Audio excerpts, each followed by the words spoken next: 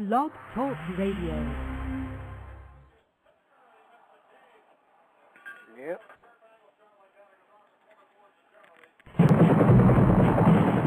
Years ago, a crack commando unit was sent to prison by a military court for a crime they didn't commit. These men promptly escaped from maximum security stockade to the Los Angeles underground. Today, still wanted by the government, they survive as soldiers of fortune. If you have a problem, if no one else can help, and if you can find them, maybe you can hire LCS hockey.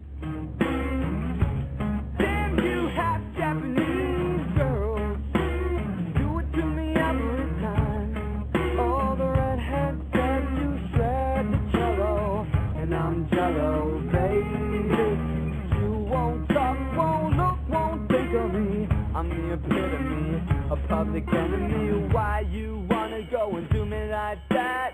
Come down on the street and dance with me. I'm alive like you, okay. Hello, I'm here, I'm waiting. I think I'd be good for you. And we're off. And it's Game 7, Pittsburgh Penguins, Montreal Canadiens. I got no monologue prepared. Wasn't interested tonight. We're going to bring Mike Dell on right now. Mike Dell, are you there? Cherry Ferris, what's up? What's up? I didn't prepare anything. We got Game 7 going on right now. The Penguins are losing 4-2 with about 17 and a half minutes to go in the third period. What the fuck is going on? Yeah, it's been ugly. They're down 4-0, so they're rallying, but they had a power play here at the start of the third and did absolutely nothing with it. Yeah, nothing. Yeah, their power play's been abysmal all day. But, yeah, abysmal. We'll see. You never know. Just one shot, Larry. It just takes one shot. You know. Yeah, well, it's going to take about 3 shots to win this game. No. Just one shot, you're right back in it. No, you're not. You can turn. Yeah. Yeah. 4-3 is still a loss. No. you make 4-3. Is not a loss? No, you make a 4-3, and then all hell breaks loose, you know?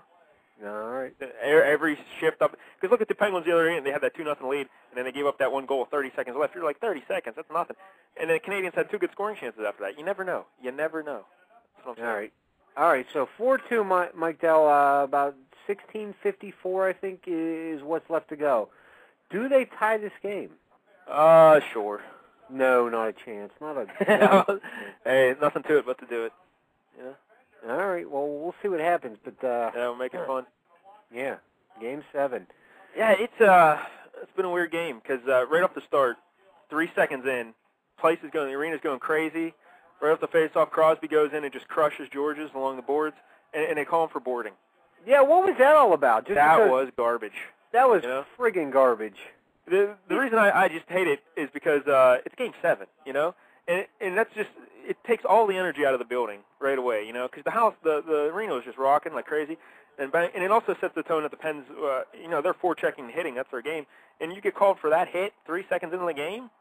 Yeah, and on top of that, the officiating in this series has been questionable at best. You know, because on top of all the grabbing and clutching that Montreal does, what about even like Game 6 where Malkin scored that goal and they blew the whistle because he lost sight of the puck? Like, what the hell is going on? But you know, Montreal fans. That happens, but I listened to I was listening to NHL Live again today, and they had all these Montreal fans calling in saying the referees are biased against the Canadiens. Okay. That the NHL doesn't want Montreal to win. Yeah. No, yeah. That'd be horrible for Montreal to win. But, yeah, so it's just what you're a fan of. You see the different things. But I try to be impartial, and they're not calling interference, you know? They're just not. They put those whistles away.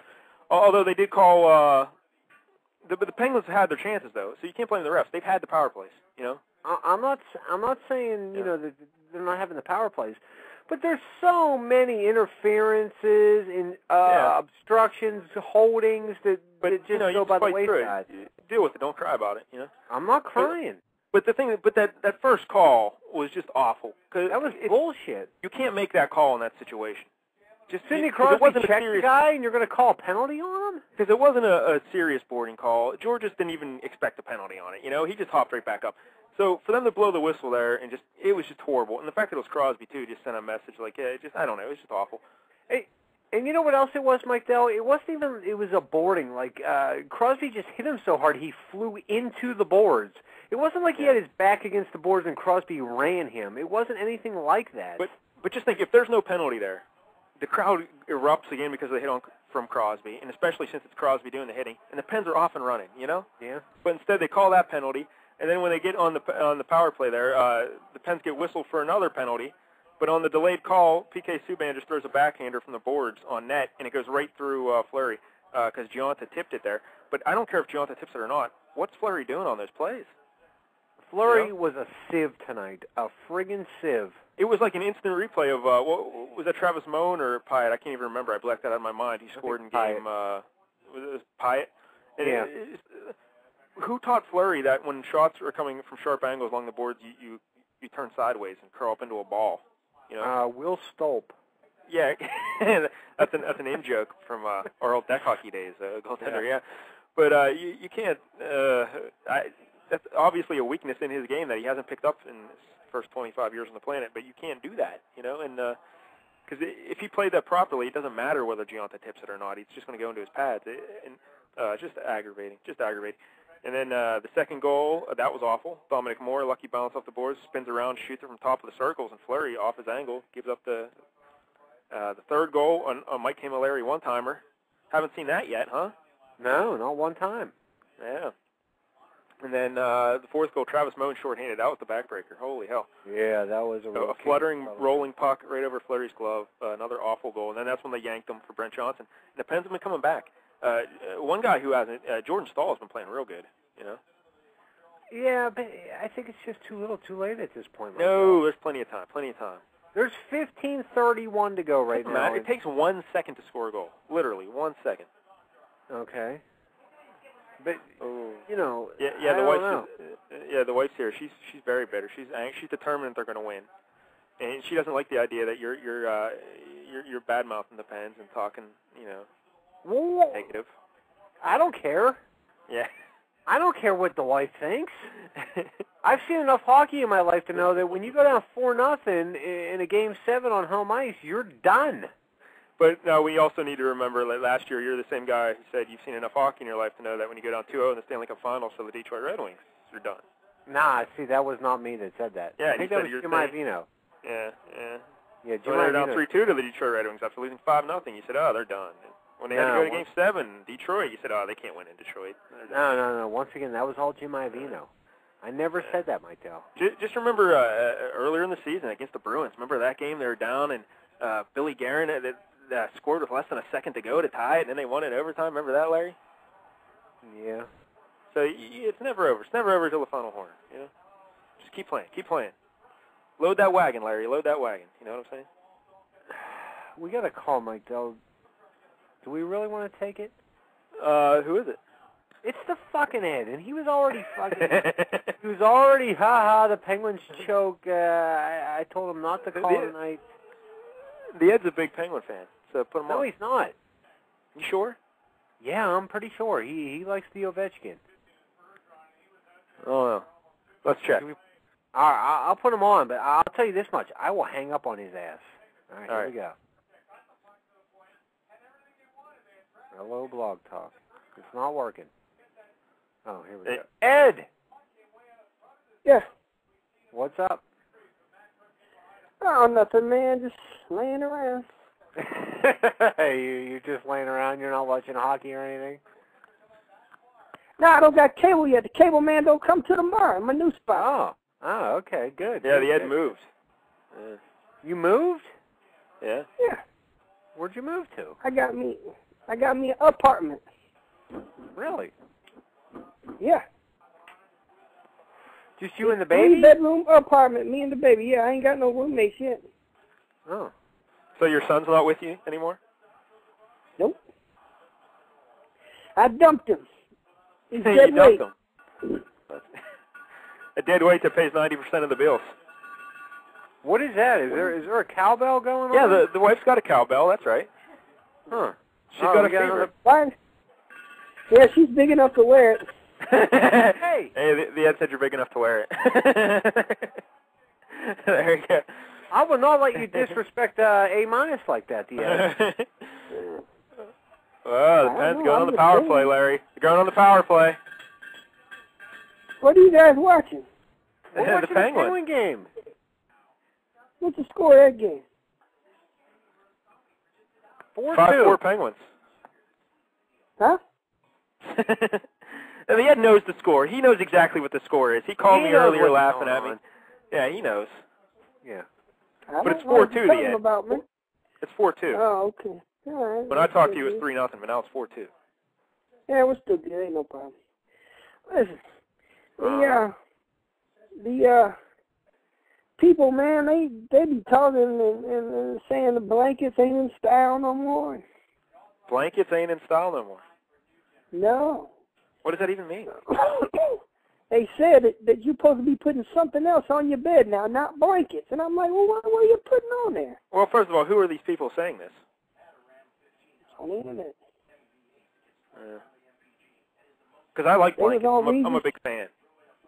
It was on Regis and Kelly talking about no blankets. I was like, well, I don't know. So I took my blankets off my bed. Now I just got a mattress. So you don't even have sheets? No. Take them off. What about a quilt? Can you use a quilt? Maybe that's what they talking, but I don't got no quilt. How about an Afghan? Nah, I ain't going over there, man. Shit, them people kill you. How about a duvet? Robert Duvet, I like that actor. He was good, man. He's very good. How about a He died, though, I think. I don't like this. At the Penguin game right now, they're playing Renegade. The stick song, that the Steelers play. I don't like that. I don't even know what you're talking about, Mike Dell. What don't you know? Oh, no. Yeah, I don't. See, when I hear that song, I think of Ben Roethlisberger, Yeah. Hey, apparently Ben Roethlisberger wanted to watch some Penguin games in the playoffs, and they said from the private box, and they said nope. Really? Yeah. They told him they'd give him a private box in the jail. Yeah. 6x6 private box. Yeah. But that's what happens when you do stuff and you don't get caught. That's right. That's what happens when you do stuff and don't get caught. Hey, Ed, you got 3 bedrooms. Any chance Larry can move in? Who? Larry. I don't think he got money. Well, I don't have money, but can I move in anyways? I don't care. It don't matter, man. Come on. All right. Hey, Ed, I saw you were in the chat room earlier tonight. Everybody was all over you tonight. 18 Alex was giving you some shit. Yeah, that guy, man, he's mad because I banged his mom hard. Yeah, well, he's mad. Who didn't bang his mom? I know. She's at home, man. She was getting gangbanged in a Lambeau field. I had $2 on me, and I got 4 bangs out of it. I believe you get your bang for your buck. I didn't even need a paycheck. Oh, man, his mama ain't worth no paycheck. She worth for hourly wage. I'm thinking about going back to work tomorrow. I ain't been there all week. I'm too tired, man. I got wore out last week working all them days. Yeah, you worked at least 6 hours last week. I know, man. It's tough. Very I moved all my stuff on Monday, man. I moved all that stuff, man. Yeah. You got a lot of stuff. I know. I had to watch all the Mexicans move while I was directing. I was like, listen, this, move it. I was doing like my security guard job. I mean, it had to take a while just to move all your football men. Yeah, no, I actually recounted them. There were 719 of them. Holy hell. Yeah, I know. I'm going to put them all over the walls in here in this apartment. Oh, that'll look nice. That's classy. I don't even need wallpaper. I got football paper. That's right. Football paper. Yeah. Pens are getting all kind of chances on this here power play, but they can't solve Halak. I don't understand. Guess where I'm putting the Steelers and the Raiders all around my toilets. That sounds about right. Yeah. Yep, I got Bennelsberger, I got Trey Bradshaw, I got... Hey, I heard the Bengals might be signing Jamarcus Russell. Oh, you got to be kidding me. Too many men on the ice for the Penguins. Are they really going to sign Jamarcus Russell? Wait. Yep, Pittsburgh going to the box. It's troublesome. Sorry, I can't concentrate. I'm very wrapped up in this Game 7, Ed. Mike Dell, you brought up Jamarcus Russell. Listen, you can't just leave the why Ed don't hanging. you guys just... Listen, you guys just shut up for a minute, okay? If you want to watch that, then don't worry about it. No. It's the Ed Show. Not the Ed Show. It's sit back, relax in your bed show. It's the Ed Show. Come on to the Ed Show. You can sit and eat food on the Ed Show. Hey, what you get? Hey, everybody. It's Friday. It's Thursday night. Wednesday. Yep. It's not the Penguins game. You're breaking up, Ed. You're breaking up.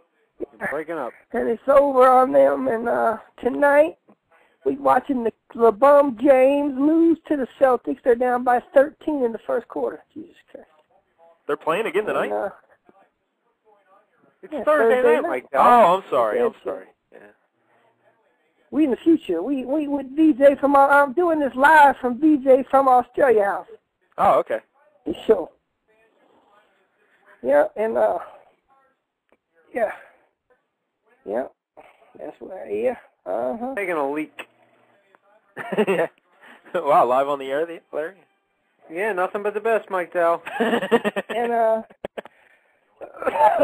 so you guys want to know what the lottery numbers was last night and play them?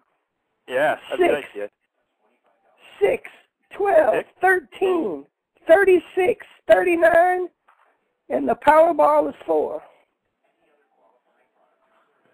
Go buy your lottery tickets. Well, I may have won then. You might have, man. Yeah. You might be a winner. Yeah. Can you, if you filled up a whole 1 gallon bucket full of pee, how much pee would you have peed? I'd say 1 gallon. Probably. Yeah, I've drank a lot of beer today, the Ed. All right. How many pencils is in a gross? If you bought a gross of pencils, how many pencils you get? 144. 3. No. But they're big pencils, man. You stupid. A gross is 12 dozen. Yeah. Yeah, so that'd be 144. How much is a baker's dozen? 13. 3. 3. Yeah. Baker's dozen, 17, man. Oh, 17 is baker's dozen. Do I get a prize? No, but you said 3, man. Baker's dozen, 17. That was Mike Dell that said 3. What'd you say? 13. No, 17. No, it's not. Ed, everybody's talking shit on you on the chat room. Why? Yeah. Why? Yeah. I think 18 Alex is on the line, but if you think I'm taking your call tonight, you are a retard. Yeah. He's a homo, man. That guy is so gay that he goes to Ohio State and he lives in Pittsburgh. Yeah. Yeah. That's the stupidest thing I ever heard of, man. That's like living in Chicago and playing for the Cavaliers. Yeah. He called me a loser earlier and said my whole life revolves around the fake radio show, but yet he's trying to call. Yeah. What's that say about you, buddy? And you know what's worse is he's a college kid. I mean, he ain't getting no college pussy. He don't want to do a radio show. And he's a college kid. Yeah, if we were in college, we wouldn't be messing around with a fake radio show. Yeah. Man, when I was in college, I had pornos everywhere. I'm sure you did, Ed. I'm sure you did. Harry Mary. All right, Mike Dell, we got 10:24 to go. How are you feeling now? Two quick ones. All right. That's all it takes. 2 quick ones. Listen, I guarantee the Penguins are going to lose, so I got to go. You guys be good. Oh, you done Ed? That's it? Well, I don't know. You guys ain't talking to me. You make me feel like we're I'm expecting bad. you to carry the show while we watch the hockey game. Yeah. Nah, I don't want to do it. All right, now it's over. It's 5-2. Montreal just scored, so it's over now. All right, Ed. Thanks, buddy. All right. It's over now. It's over. All right, there goes the Ed. Well, yeah. What can you say, Larry? What can you say? All right, can we wrap this up? No, we gotta do a whole show now. Come on. Fuck this show. We got to analyze the game, Larry. Come on. All right. Well, Marc-Andre Fleury's a sieve. Nick, you can take a hike. This game's over. She thinks sitting on the couch is going to help out, but they're down by 10 minutes to go. Take a hike. Do you have any superstitions, Larry, that you do during games? No, not really. Really? No. I like to, because if I watch a game and the Pens are doing bad, I'll change the channel at the commercial break. That doesn't help. Oh, the wife just came out. She says they're still going to win. Oh, does she? Does she think that? Yeah. 3 quick goals. That's all they need. She came out drinking something in a paper bag, so I think she's yeah, exactly. a little liquored up. Yeah. Has her old self-rolled cigarettes and all that kind of thing. Yeah. So I don't think she's in the right frame. Yeah, I don't think a lot of credit. Yeah. Well, all right. Let's. This was the worst game the Pens have played the whole series, without a doubt. I just don't understand. I just don't understand. What don't you understand, Larry? I'll answer the questions for you. It's the Montreal Canadiens. They squeaked into the playoffs. Yes. But look what they beat the Capitals. That's the worst part of all this, is that now because the Pens are losing, and especially that Crosby didn't do anything, it makes Ovechkin look better. You know? I guess. And now we can't hold it over the Cap fans and say, hey, yeah, you lost, because, the Canadiens beat up the Pens. So. Well, we can still hold over a Stanley Cup over the Caps fans. Yeah, that's true. And the Capitals, they've never won anything. No, we have 3 cups. Yeah. Caps have trouble winning playoff series. So, don't have to worry about that. But, all right, passage and governor. No. We still got like an hour and a half. Really? Do we really have to keep going? Yes. Yeah. Because we got to analyze. By the way, I also want to mention, before we go any further, as far as this game goes tonight, I will not be talking to 4th and 26 anymore. Okay. That's a Damashek. That's an insider reference if you join the message boards or whatever. But I'm not talking to that kid. Fair enough. Yeah. All right. Good. Yeah, Game 7. I just had the feeling. Let's review, Larry. Now, all season long, what have I said about the Penguins? They're not a Stanley Cup contender. That's right, because the defense just isn't good enough. Their top 6 defensemen, you got Orpik and Gonchar. Okay, that's kind of good. I like that. You can win with that. Then you got Letang and Mark Eaton. Really? All right. Well, Mark Eaton's been not great, but solid. Yeah. Mark Eaton's what we like to call a good number 6. He's a good number 6. He's number fine. 5, maybe number 6. He's not a 3 or 4. And Letang, God bless him, that kid. Every good thing he does at least one awful thing. So, but I like him. I'd like him even more if he could hit the net. Yeah. But he did score a lot of goals though in this playoffs. How many? Like 3, 4, something like that. Something. Yeah. But then here's where the team falls apart. Yeah. Here we go. Last year we had Scuderi and Hal Gill. Right. Now, if anyone questioned the value of Hal Gill, hopefully they're paying attention to what the Canadiens are doing in this postseason. Hal Gill's an important piece of the puzzle, And speaking of pieces, Scuderi was the piece last year, remember? Yeah, he was the piece. And he was credited with turning around the Kings there and helping them become a playoff team for the first time in 7 years. And so now you take those 2 guys out of the lineup, you're hurting. And who'd they replace him with? Alex Goligoski. Oh. Now, I know you love Goligoski. He's a fucking stiff. Yeah. He's a goddamn stiff. That guy sucks. He can score some goals, he can move the puck, he can skate, but he's not so good with the defending. And, no. And on top of that, play. I don't even know where to start with Goligoski. Because the thing is they throw him out on the power play, and it's almost like, hey, you know what? We hate to keep the puck in the zone. Let's throw Goligoski out there because he can't keep the puck in the zone. You know who was awesome at keeping the puck in the zone, Larry? Who was the best? Think back over the years. Who's the best at it? Murph? Yeah, stationary Larry. Larry Murphy. He was awesome. Yeah. Yeah, we don't have that anymore. Goligoski's a stiff. Yeah, let's throw him on the power play. And then his partner all the time is Jordan Leopold. Yeah. Jordan Leopold. I'm not saying I love Leopold, but he hasn't been horrible. He scored some big goals in the regular season, a couple overtime goals and yada yada yada. But I don't know, man. Well, here's the problem, though. Leopold, Goligoski, Letang, and Gonchar, they all play, and even Eaton, to an extent, all play the same style. You know, they're all good. They all have good mobility. They can all move the puck. That's fine and all, but you need guys that are going to, you know, get dirty and, like, do the little things, the tough things, like Scuderi, like Gill. You know, you need a physical presence back there. And even when Gill's getting, you know, exploited because of his skating, he's at least a big, strong guy in front of the net, especially on the kill, you know. They just don't have that presence. And that's why I never saw this team as a Cup winner. And the other big problem they had was at the trade deadline. What they do last year, Larry, at the trade deadline? They brought in Billy Guerin and Craig Adams, and then like a week before the deadline, they got Chris Kunitz. Now, what do all three of those guys? What did they have in common? They're all Stanley Cup champions. Yeah, they're all winners. They know what it takes to win. You know, and this year, who'd they bring in at the trade deadline? Ponikarovsky. Yeah, exactly. Alexei Ponikarovsky, a guy from the Maple Leafs. Yeah. He has no idea what it means to win. He has no idea what it takes. He doesn't even understand like how you have to sacrifice, what you got to do, and it showed in the place. They dressed him for tonight for some reason. I don't know. I guess they're hoping to get some offense out of him, but they just got more awful hockey out of him. And see, if it was me tonight, Mike Dow, I would have benched Goligoski and put Jay McKee in, a big body who likes to block shots, and I would have benched Ponikarovsky, and I would have put Fedotenko in, who has, you know... Game 7 experience. Yeah, a nice track record in Game 7s.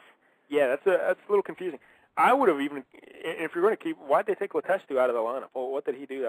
He was a nice little fellow, I thought. Yeah, I mean, he hasn't scored yet, but he has a nice energy. He has, he's a grinder. Yeah, if you're going to put someone in there, you think, what did Fedotenko do? Did he, like, run over Bilesma's children or something? Like, maybe he banged Bilesma's wife. Yeah, something's going on because, I mean, I know he hasn't been scoring and all, but still, he's Fedotenko, you know? He's got a ring. He wasn't hurting your team. Exactly, and, you know, he's come through in big games before, so I'd have liked to see Fedotenko in the lineup. There's no chance for the Habs, and Brent Johnson makes a save. But, yeah, so I never saw him as a Stanley Cup winner because of that. But even still, I was hoping for, you know, it still hurts to watch him lose, you know? I was hoping. Yeah. But when I try to envision how would they lose this postseason, because especially the way the playoffs broke, with the Caps going down early, the Devils going down early, it looked like, oh, this is a free pass to the Stanley Cup Buffalo? Finals. Yeah. Exactly, Buffalo too. So it's like, well, this is a free pass. They're going to go back to the finals, and then they might win again if they get there. So I'm like, well, that's not going to happen. So how could they possibly lose a hot goaltender and a crazy upset kind of defensive team like the Habs? Because who does this team remind you of, Larry? 93 Islanders to an extent, although that Islander team had more talent, I'd say. And but especially the 96 Panthers, you know, with Van Beesbroek. Yeah. And because that's one of the most ridiculous. I still don't understand how the Penguins lost to that Panthers team in 7 games. I don't either. I was very, very as angry as I am now. I'm not nearly as angry now as I was. If I recall, I think Ron Francis may have been injured in that series. Might have been. Do you remember any of that, Larry? Not because particularly. Because that year they had Lemieux, they had Yager, they had Francis. They're all like 100-point guys. And Peter Nedved had like 90 points or 97 points. They were just an offensive juggernaut that season, and then they run into the Panthers, this filthy, filthy Panthers, and they lose in 7 games, and Tom Fitzgerald scores from the blue line over Brasso. Yeah. Remember that? That was Beezer. What? Yeah, the Beezer. But remember Fitzgerald putting it over Brasso's shoulder there? Yeah, I do remember. I flipped out that night.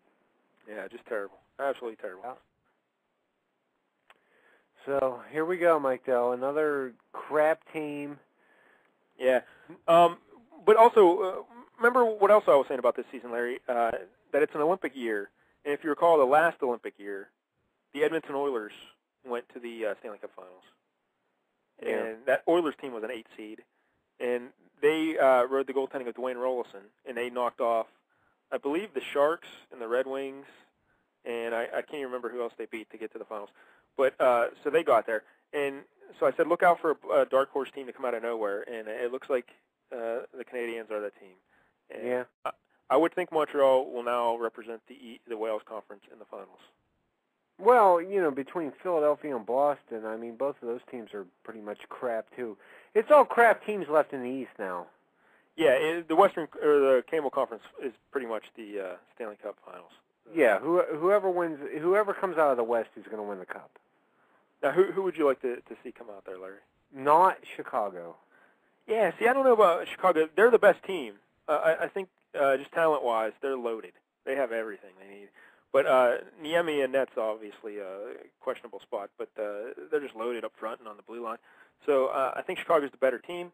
But San Jose's got Joe Thornton, Patrick Marleau, and Danny Heatley. I don't think those three guys can win anything.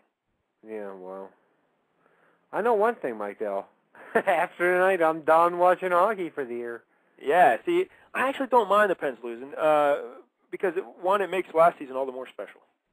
Well, it does, but I understand if they lost to a better team.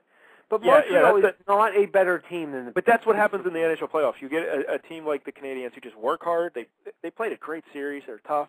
They never gave up. They played true to their system every game. They never cracked. I thought for sure after Game 5, when the Pens won that one, coming back, I thought, forget it. Even after when the Pens won Game 3 to go up 2-1, I thought, this will be over in 5. And the Penguins thoroughly dominated Game 4. That was ridiculous that they lost that game. I still can't figure out how they lost that game because that was the most dominant performance. They were just played so well that game, Right. It was an absolute clinic on how to exit your zone. They just controlled the puck the entire game, weren't threatened at all, yet somehow they end up giving up 3 goals and losing 3-2. It's just a head-scratcher. But I'm like, as long as they play like that, they'll be all right. Eventually Montreal will crack. Eventually Kid Crosby will score some goals, and the Pens will win. Nope, never happened. Nope. And hey, Crosby's got it. Crosby played solid hockey for most of the series. Tonight he looked awful in the first period. Now, I know it's going to sound, I want to be shocked if after the series something comes out about Sid's hand or his wrist or something, because his passes were off the last couple games. His shooting doesn't look good. He just doesn't have that quick release that he had. Something seems off, but we'll see if they say anything afterwards. But I don't know. And then the other... Oh, go ahead. No, I was just going to say, because it was a real bad sign tonight. The Pens give up the cheap goal, 1-0, and then they kill a penalty, so they're still in it. Then Crosby comes back. Hal Gill falls down. Do you remember this, Larry? Crosby and Talbot, a 2-on-1, because Hal Gill gets his feet caught up and he falls down, and Crosby tries to pass across to Talbot. First of all, he tried to pass too quickly. He rushed the pass, and then he didn't even get the pass through. Now, when was the last time you seen Crosby not get a pass through on a 2-on-1? Yeah, I hear you. So as soon as that happened, I'm like, I got a bad feeling. That's not good. And as soon as they scored a minute into the game, I had a bad feeling. Oh, yeah, in the call on Crosby again. But he just didn't look like himself. And then Malkin, what was he doing tonight, early? How many times did he just throw the puck to no one in particular? Oh, my God. There was one point on the power play where he was on the sideboard, the half boards, whatever you want to call them, and he dropped back to absolutely nobody. Yes. He dropped back to, where he should be standing. Who are you passing to? No, I can understand. I think he thought Sid was going to stifle behind him to get it, but at the same time, he's staring right at Sid when he does it. Yeah. Sid's in front of him, so he knows Sid's in front of him. It was, I don't know. Malkin just looked out of it. Yeah. Who knows? Yeah, it's rough. But in the other series right now, Mike Dell, Philadelphia has a 1-0 lead over Boston with about 6 minutes to go in the second. So I would love to see Philly stretch that to 7. Yeah, but who cares at this point? I just want to see a team come back from a 3-0 deficit, because it drives me nuts that every year when someone goes behind 3-0, they're like, it's over. Can't come back from 3-0. It never happens. Why? It's not that hard. I guess the point is that usually if a team gets a 3-0 lead on you, they're much better than you. But this is an instance where Boston's an awful hockey team. They're just terrible. Yeah. So the fact that they had a 3-0 lead is just a fluke of nature. So it wouldn't be anything for the Flyers to win 3 in a row, because Boston could easily lose 4, 5, 6 games in a row and score maybe 3 goals during that time. They're just that bad. So I would really like to see it happen, because I remember a couple years ago. Well, this was pre-lockout actually. Colorado fell behind San Jose 3-0, but all the games were tight. And I thought, well, this could be the year we see a team come back from 3-0. And Sakic did his best. He scored 2 consecutive OT winners in games 4 and 5, and it looked like Colorado might do it. They might do it, but then they ended up losing game 6. I think it was a low, tight game. I think 1-0, 2-1, something like that. And so we haven't seen it. It's only happened 2 or 3 times in the history of the NHL. The Islanders did it to the Penguins, right? Yeah. And then I think the Leafs did it, and I don't know, someone else. But I'd like to see it happen, just so people can shut up now whenever someone falls behind 3-0. They can go, oh, well, the Flyers did it, or, that'd be good. Because you know who else did it, Larry? The Red Sox against the Yankees. Oh, you know what, dude? We can easily end this show. I have no desire to be here right now. None at all. Awesome. 3-0. Remember that? Dave Roberts stole that base, remember? Oh. No. You know what? Cousin Brandon bailed tonight. Dave Damashek didn't call in. The Ed's already gone. We have no point in even being here right now. No, it's part of our parole. We have to do it. Ask the Gin Governor. No. We still got like an hour and a half. No, Larry, no. We got a long time. We got to go. Hour and a half. Oh, my God. Yeah, I don't have an hour and a half in me. Well, I think we've pretty much said what happened here in Game 7. It was the debacle. It was a disgrace. Yeah. Shameful. Yeah.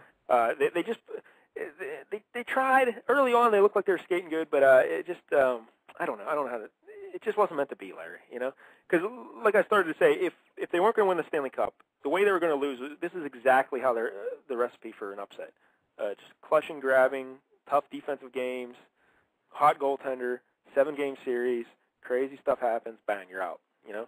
And sad, but what can you do? But I actually like it because the team will recognize, hey, we can't get away with having a defense like this again. We need to get a horse back there on the blue line. And but now the off season, do you let Sergei Gonchar go, Larry? I would not, no. See, I would. Why? You want to pay him $5 million, really? Yeah, really. Who else you got on defense? Goligoski? Well, hey, you got to. I'd try and see if anyone would want to trade for Goligoski myself. But they got to revamp that blue line. If you can get Gonchar for like 1 or 2 years, maybe, and at less than $5 million, but that's because how old is he now? 35, 36. Do you really want to commit long term that much money? Because you're never going to get a winger to play with Sid or Gino if you're paying Gonchar $5 million. So, well, what are you going to do though? They got a bunch of kids. Bring up the kids. Let them play. The kids. What, like Lovejoy? Ben Lovejoy? That's right, the Ben Lovejoy. Yeah. Bring them up. Yeah, not so much. I just don't think you can commit a lot of money to Gonchar again. It's too much. And what else? Matt Cook's probably gone. He probably won't be back. Yeah, Matt Cook's probably gone, and he had a fantastic playoff run. Yeah, Matt Cook was very good for the Penguins. Yeah, he was. Honestly, I mean, that's not even I know. I'm not being sarcastic. That's true, yeah. He's one of the best players. He was probably the best player. He's right up there. Offensive guys go. Yeah, Talbot had a great start to the playoffs, and he was great at the beginning of the series. And then the last couple games, I don't know what happened to Max either. Yeah. Well, they all kind of went in the shitter, Mike. Though. Yeah. I'm upset right now, but at the same time, I'm done. I don't have to watch any more games now. Yeah. Hey, you can't win it every year, That's why I say I like it because it makes last year all the more special. Because before the game, they were showing highlights of Game 7s. And just seeing that Game 7 in Detroit again made me happy, Take that, Red Wings. Take that, Matt Diggs. See what I'm saying? Yeah. Well, hang on to that, Mike Dell, because I am. I can hang on to it. That's the thing, Larry. I can. Yeah, see, I can't. Yeah, I live in the now. I don't. Lemieux didn't win the cup every year. Bobby Orr didn't win the cup every year. Wayne Gretzky didn't win the cup every year. It's hard to win the Stanley Cup. It's tough. Yeah, well, it's not that tough when you're playing fucking Montreal. But it is. These are the kind of teams that beat you. Go back through history. These are the kind of clubs that step up and catch you. I guess. Yep. 93 Islanders. That team was terrible, but awful. And that Penguin team was much better than this team. I guess. The 92-93 Penguins club was awesome. Best team ever. Won 17 games in a row there down the stretch. Yeah. And they lost to the lowly Islanders without Pierre Turgeon. Turgeon was hurt. He wasn't even in that series. So Benoit Hogue wasn't even in that series. What's that? Tonight's the last game at Mellon Arena, Mike Dell. Well, and that's the other thing that I had a bad feeling about it because didn't the Mellon Arena opened against the Canadiens and the Montreal 2-1. Montreal won the first game and the last game at Mellon Arena. That's symmetry there. That's beautiful. Yeah, that's karma. Yep. So you're fighting destiny there. So what can you do? I guess. Yeah. This is bullshit. I'm upset. Yeah, 4th and 26, you can suck my ass. Yeah, probably would actually. So Hey, that's not nice. Yeah. So what can you do? The Ed's in the chat room now. chatroll.com/damnradiochat, and he's talking shit on the Penguins. The Penguins going to have a long bus ride home. They're already home, the Ed. Retard. He was so busy he couldn't hang on to the line because we weren't talking to him. But now he's going to go ahead and, he's going to talk shit on the Penguins. Yeah, what can you do? Yeah, fuck the Ed. That's all I got to say. All right, Larry, well, maybe let's, you know what, let's try and cheer people up a little bit. How? Why don't we go around Blog Talk with Rob Van Dam?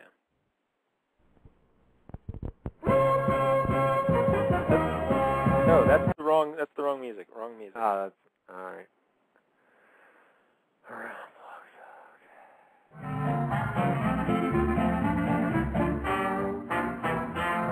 I love to sing about the moon and the June and the spring. I love to sing BlogTalk Radio. This is one of the worst days of my life. Around Blog Talk, Larry. Come on, we love it.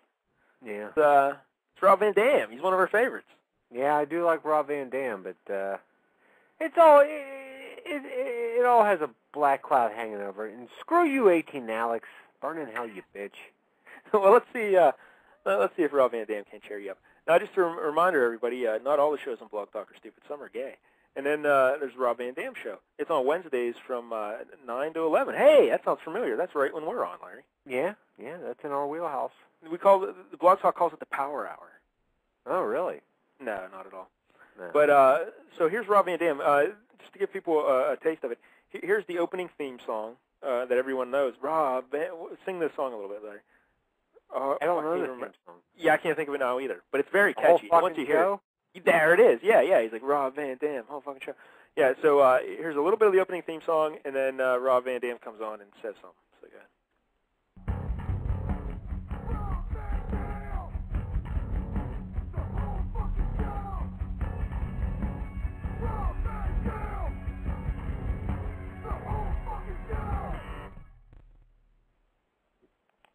In case you missed that, that was Rob Van Dam. Yeah, you know the voice. Happy January 27th, 2010, everybody. The first ever. You're spending it with me. Unless you're listening to an archive, then you're spending whatever moment you're in right now with RVD.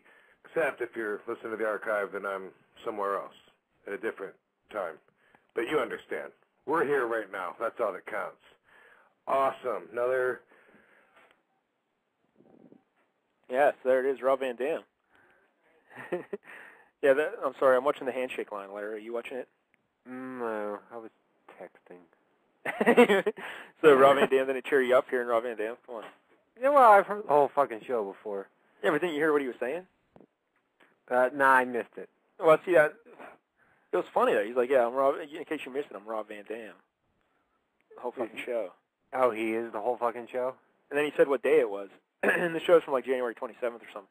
And he's like, unless you're listening in the archive, and then I'm not really here with you. I'm somewhere else. And he got really confused about how recorded shows work. And it was a little like a little live, pre-recorded live call-in show. But well, you know, last week we played a clip from Rob Van Dam where he tried to sneak up on his computer, and it's hard to top that. Yeah, well, that'll be coming up later. But the theme of the show this week, this was back from January, because Rob Van Dam, he doesn't do it every week now because he's been busy. He's back to wrestling, and he's going to Japan and stuff or something. I don't know. But maybe not. Maybe I made that up. But he's traveling somewhere. And so he doesn't do the show every week now. It's just whenever he can do it. So this episode's from January 27th, but it was about Tiger Woods. He's talking about Tiger Woods and celebrity sex scandals and stuff. That's the theme of the show. All right? All right. So here's clip 2. He's talking about Tiger Woods. He's now in sex rehab, and I just want to say this. If he's addicted to sex, so are most of my peers that I've wrestled with and worked with throughout my career. A lot of the guys are one person out on the road when they're partying. They're a character in the ring, and they're a different person at home. So they don't even know which face to put on. You know what I mean? RVD's genuine. I stand by that. You ain't going to bust me. I'm too open and honest. That's my policy. That's what I recommend for all the RVD radio listeners as well. That's right, Larry. Be open and honest. Well, I think the disturbing part was a lot of the guys he wrestles with are sex addicts. That's right. Yeah, I think that's disturbing right there. Yeah. And he might have first-hand knowledge of it somehow. Yeah, maybe he's taking a little bit up the bunghole from Jeff Jarrett. Yeah. I wonder if he's surprised. All right, now clip 3, Rob Van Dam. Here he gets distracted by the telephone ringing, I believe. It was stupid that the cop of Richland County went to try to prosecute and make himself famous. And he arrested like 8 people that weren't even in the photo. Got like an ounce and a half of weed off of 8 people. He wanted to be famous. Hey, someone's calling line. But the phone number doesn't come through. Stop it. I'm on the radio. Yeah. Stop it. He's on the radio. Well, who do you think's on the other line, Mike Dell? I don't know. But sometimes when my phone rings, I just tell it to stop, and it quiets right up. Does it really? Yeah. Because for me, like Capital One, they never stop calling. Yeah. They really don't. I can tell them to stop, but they don't. Yeah, they're not scared. All right, now Rob Van Dam's wife, I can't think of her name. Do you remember? It begins with an S. I don't know. Do you want me to look it up? We'll go with Susie. All right. Susie Van Dam's not there. She's, I think she's taking a Spanish class at the old annex, junior college. She's down there. Spanish class. And so she's not there. So since she's not there to co-host, Rob Van Dam brings in a special guest who I'm sure will be familiar to all our listeners. Oh. Clip 4. All right. Well, listen, I should tell you right off the bat, give you the heads up, SVD is not with me for the beginning of RVD Radio this morning, or it's morning somewhere. Fuck off. She went back to Spanish class, so there she is. That means that she will be getting out before we end the show, or she will call in, or most likely she will make it in, slide in before the end of the deal, and that's what she does. So, but we do have a female voice that we can listen to if you've heard enough RVD. It's a little early in my monologue to hand off real quick, but what the hell, I'm feeling generous. But I have to go back to my switchboard now because I have to unmute RVD Radio co-host Nikki Starr. I can so tell when SVD's not there. She keeps you focused. Does, huh? Yeah, she does. I miss her. Nikki Starr. She wants to give a shout-out to all the mofos in the chat room. Wow. Nikki Starr. But my favorite, she goes, I miss when SVD's not there. She keeps you focused. And Rob's like, yeah, she does, huh? And Nikki turns deadly serious suddenly. Yes, she does. That was great. And according to Face Ventura, Rob Van Dam's wife's name is Sonia. Oh. Sonia Van Dam. So I got to tell you, I like Sonia better than SVD because SVD sounds... yeah, that sounds like something you need penicillin for. Exactly. Yeah. So let's see. That's Nikki Starr. Nikki Starr. She really is a superstar. We got to get more clips of Nikki Starr. Yeah, she should just change her name from Nikki Starr to Nikki Superstar. Oh, that'd be nice. Yeah. Yeah. All right. So clip 5 here. Someone named Justin McCulley. Did you ever hear of that guy? No. Is he a wrestler? He's a wrestler, an MMA fighter, or something. I don't know. I have no idea. Justin McCulley, he blames Tiger Woods' wife for the scandal. And Elon? Yeah, that's right. So this is clip number 5. Hey guys, I truly think we're missing the point here. You never ever judge a man for why he does. Well, too often in society today, we do judge a man for what he does, but not for why he does it. And why did he do what he did?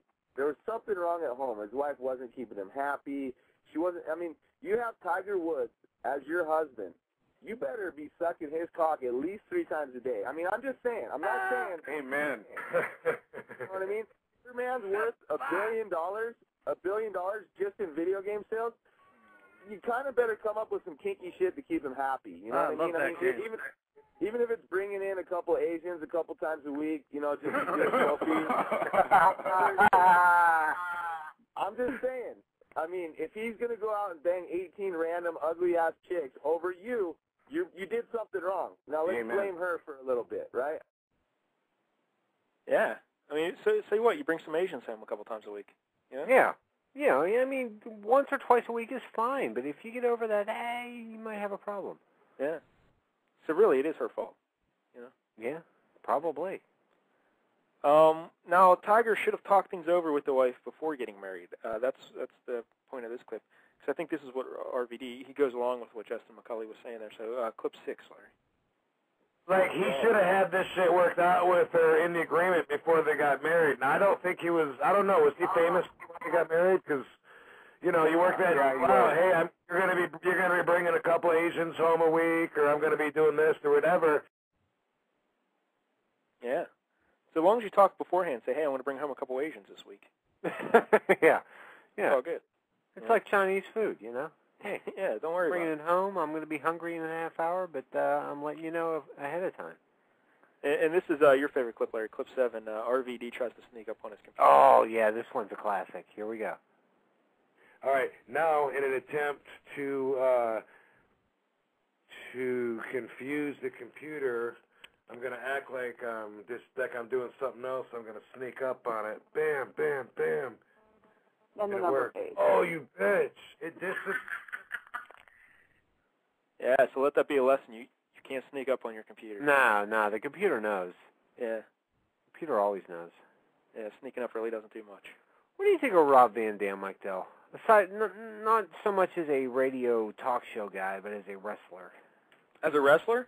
Yeah. I think he's tremendously entertaining in that he's very athletic. Uh-huh. And he does a lot of crazy moves. Right. But I don't always buy when he's selling stuff, you know? Really? Like, I don't know if he's the best actor in the world. He's an overseller? Maybe an underseller. Really? But he puts on great matches, you know? I was never a Rob Van Dam fan, honestly. Oh, really? But No. he was the whole effing show. No, not for me. The Rock was the whole effing show for me. See, Rob Van Dam in the old days of ECW, man, he was tremendous. See, I never got into ECW. I'm not into all them tables and ladders and chairs. Yeah, RVD's finisher pretty much incorporated a chair. He'd throw the chair to the person. They would catch it, and he would jump and do a spinning, like, super kick into the face. Right. And, so here's what I always thought. Hey, don't catch the chair. You know? Yeah, you could always just swat the chair away, yeah. Yeah.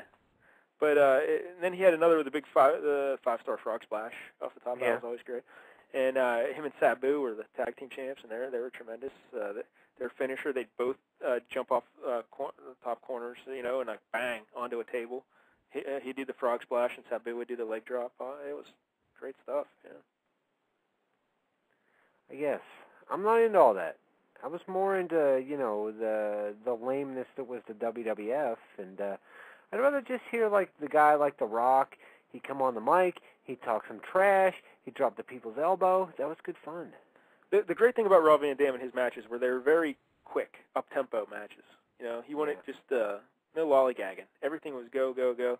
And he would do some crazy, crazy stuff, flipping into the stands, and, you know. All right. Well, he was awesome. Let me take a quick call here, Mike Dell, from Face Ventura. He's got his hand up. All right. Let's see what he has to say, because I know he likes the wrestling. Face! Hey! What's up?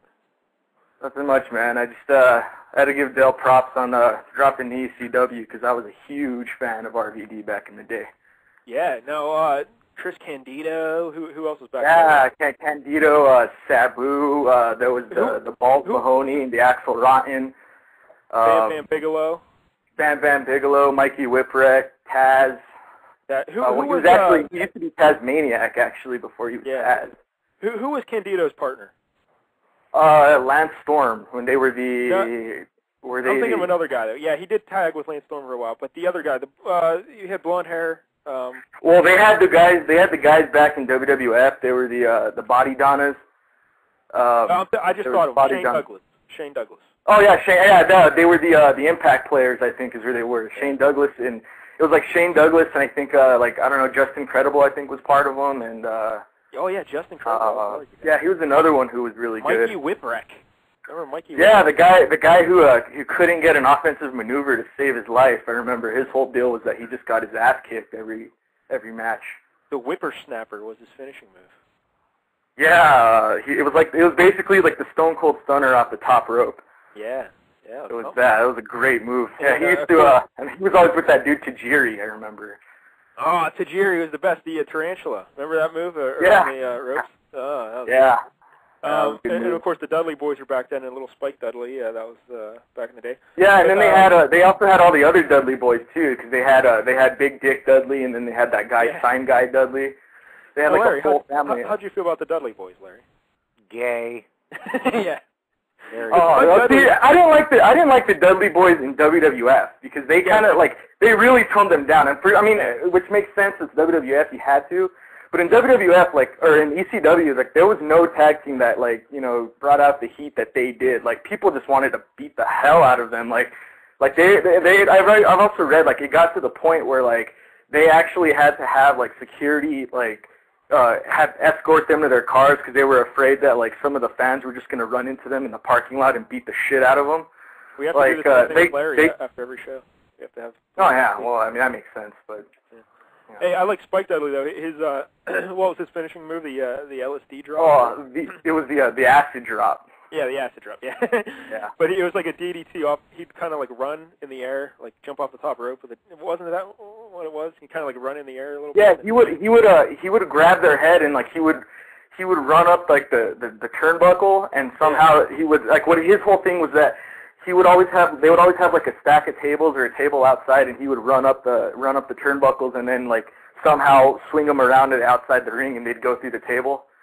It was I remember one time though, the guy pushed him off or something, and he fell through and he broke his leg. Do you remember that? Oh yeah. Man, there was a lot of stuff. I remember there was when the Dudley boys broke. You remember that chick Beulah McGillicuddy? Yeah. Beulah. Yeah, the Dudley boys broke her neck when they did a 3D on her. I remember, and they legitimately broke her neck. It was a storyline. Yeah, I remember that. Well, the other most grisly thing I remember happening on there. I can't remember who it was now that got cut. Was it? Dang, I just remember someone got cut with a steel, a little steel tray they had, and they hit him over the head with it. And I guess he jobbed it or whatever, but he must have got too close with the razor, and he cut too deep, and blood was just literally spurting out of his forehead. Actually, I think you're talking about, there was this wrestler, New Jack. You remember that guy, the original gangster? It wasn't him. It was kind of, maybe he was the guy hitting him, but the dude who was cut wasn't even a wrestler. He was a manager or an announcer. No. Yeah, this is, that's what you're talking about. What it is was, this kid this was before they were going to have their very first pay-per-view.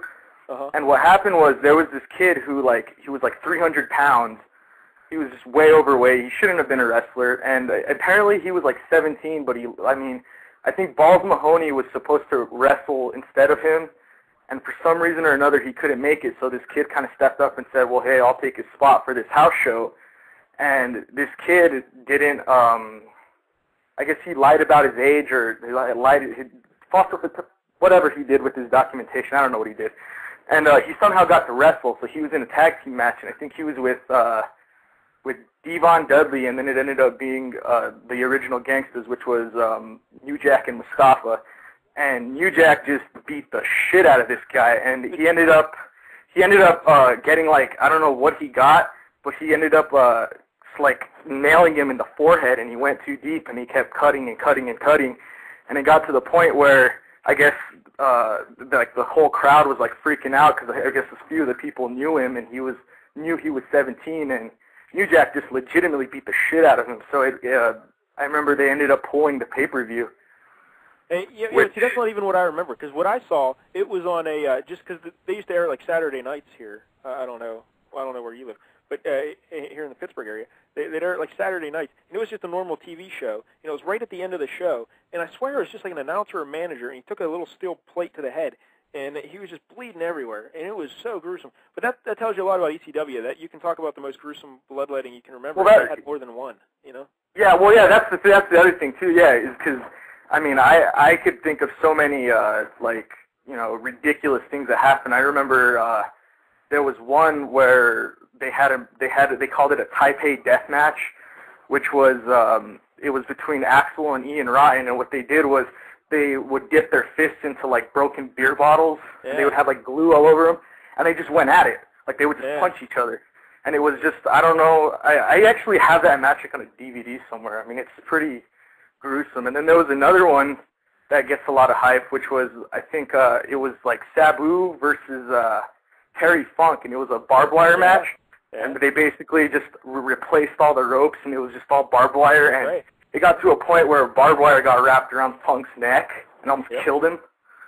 Which was, two other names, Sandman and Tommy Dreamer. Remember those guys? Oh, yeah, those guys are awesome, too. Sandman had the coolest entrance of anyone, because depending on where they would have a show, like if they had it like at the Hammerstein Ballroom, he would always come through the crowd.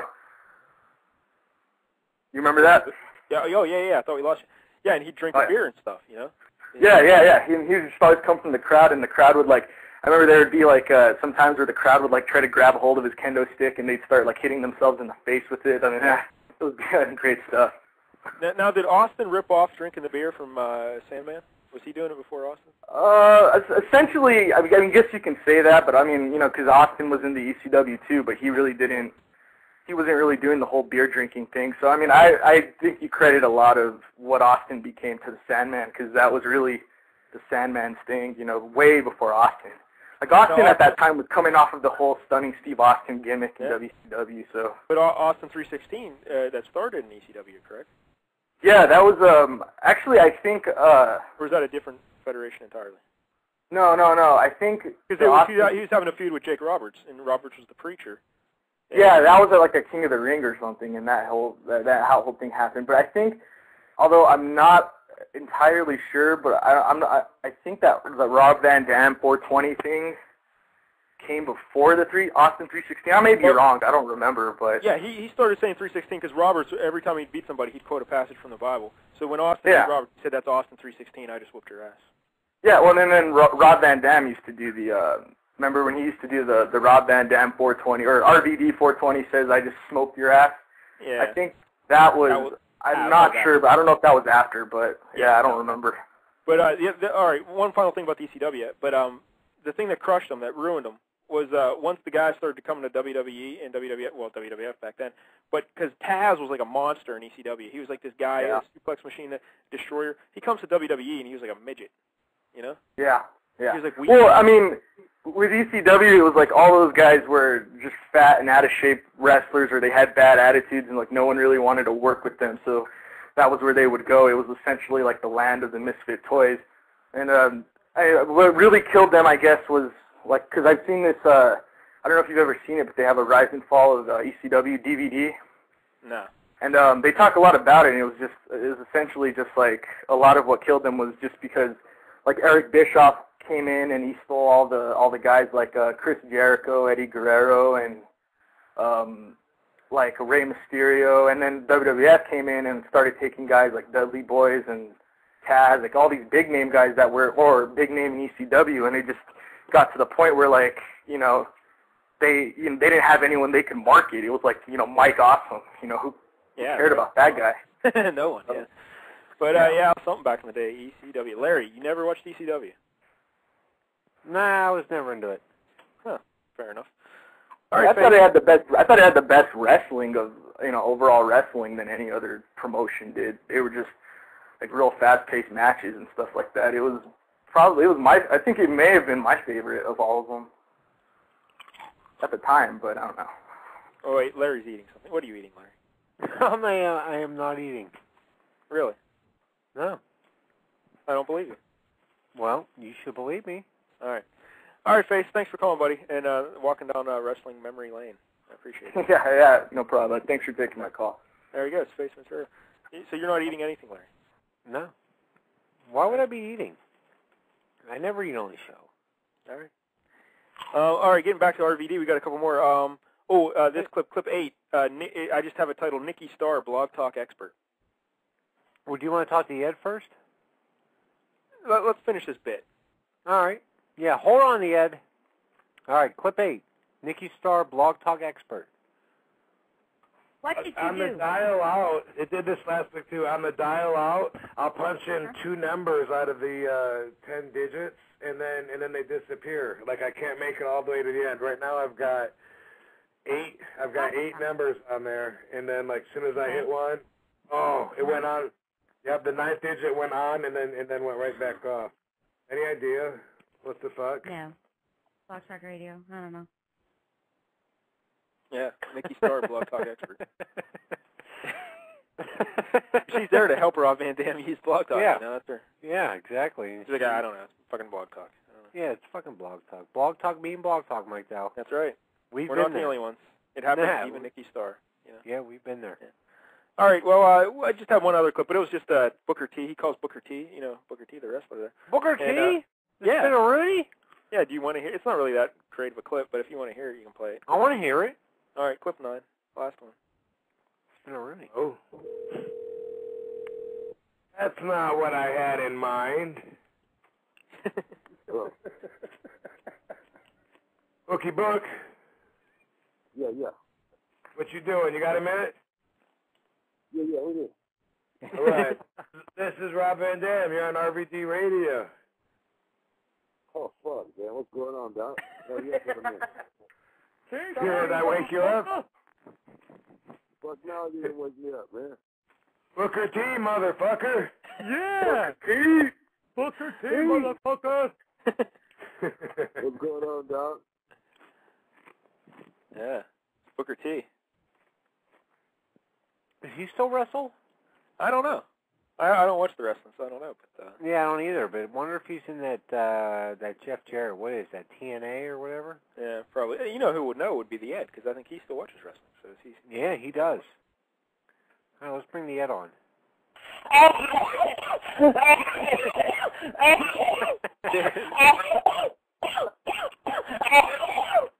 You all right, the Ed?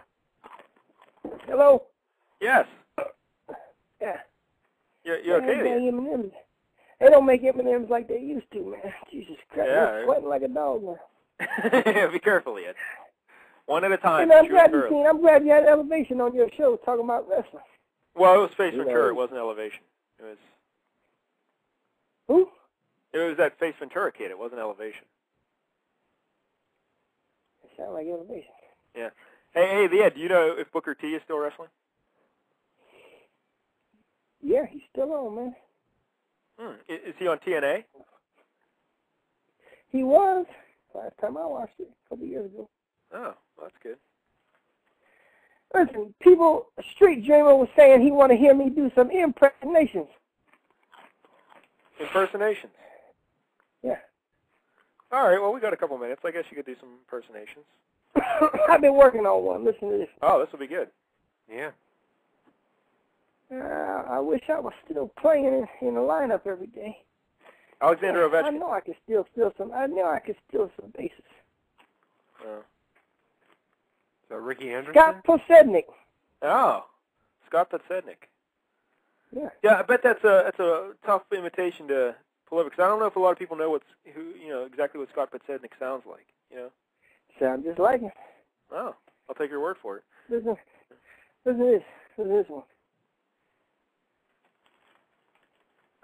I'm getting ready to pack my stuff. I gotta go. Ah. Yeah, I wasn't even ready. I didn't even want to be here, but I had to. Sidney Crosby. No. Ah. Ovechkin? No. Yeah, I was sure it was going to be Sidney Crosby. Yeah, I don't know yet. Who is it? LeBron James. Oh, yeah, because he's out of Cleveland. Where's he going in the Ed? I don't know, but do you know what LBJ stands for? No. Lyndon Baines Johnson. Lead by Jet. LeBron James, that's right, LBJ. He's there's no way he's resigning in Cleveland. What are people even thinking? No. They're like, oh yeah, there's no way, you know? He's going to New Jersey. They just got that billionaire just signed there, Chris Bosh and LeBron James and John Calipari. Calipari's going. If you had a chance to get out of Cleveland, wouldn't you get the hell out of Cleveland? Man, I drove through Cleveland one time at 250 miles an hour on a bicycle. Yeah, that's right. That's pretty quick. It's an awful, awful place. You got to get the hell out of Cleveland. But why would you go to New Jersey? Is that the team that is that Jay-Z? No, I got a girlfriend I used to bang in Cleveland. though. She's a TV reporter, Ramona. She's still out there on TV, man. Yeah, I'm sure he banged a lady named Ramona. All right, but ask Amazing. Amazing know all about it, man. He know Ramona. Yeah, I'm sure he does. Now, but what about what's going on with the Nets there? Is you said a billionaire? What about Jay-Z? Wasn't he supposed to own a team or something? A Russian billionaire who's he's fucking Naomi Campbell, and then Jay-Z's part owner. They doing it all, man. Oh yeah, then he's definitely going there. But yeah, he's getting out of Cleveland. People, he's not re-signing there. Forget about it. Yeah. But guess what? I'm gonna tell you something. Cosby ain't gonna sign with Pittsburgh. Well, he's Pittsburgh for life. Yeah, he's signed. No, he's not. Good to go. I'm telling you. He's got another 3 years on his contract. Yeah, another 3 years at least. So. He's out in 3 years. It's over. Yeah, Geno Malkin might be going somewhere, but not Kid Crosby. He's here. No. Life. The kid talking about going to his hometown. Nova Scotia. Hometown boy. Nova Team in his hometown, the Ed. Yeah, Cole Harbor. I don't think Cole Harbor has a team actually. No, Vancouver. Well, that's not his hometown, but good effort. He went to 3rd and 4th grade in Vancouver. Oh, just 3rd and 4th grade. Yeah, because his dad got a job. His dad, he sucked dicks down at Harvard. No, he didn't. See, I don't like this. The Ed makes up these scandalous stories about the Crosby family, and I don't appreciate it. What about his sister? Well, you already know about his sister. Yeah, we don't need to hear about that. Jesus. But I'm watching Sid get interviewed here. I'm watching Sid interviewed by all the reporters. Did you know Cosby's sister selling her panties on the internet again? Yeah, I didn't know that yet. But the thing we forget, Larry, about Kid Crosby, because we think he's the greatest, he's the best, he's the tops. He's 22. Yeah. Yeah. What were you? When I was he 25, says he's 22. Out, Listen, he's actually 29, man. That's one of the things. When he was in that World Junior Hockey, they talking about he was like 24. Hey, did you see that kid, though? In Dallas, Texas, some kid was 22 years old this year playing high school basketball. Why don't you do that, Ed? Why don't you go back and pretend to be a high schooler? I go to PTA meetings. Well, you could pretend to be a high school kid and say you want to play on the basketball team. Because you No, really don't look a day over 17. Now, they'll probably know, man. They'll probably, because I don't know too much in school, man. They'll be like, man, how does this kid get straight A's, man?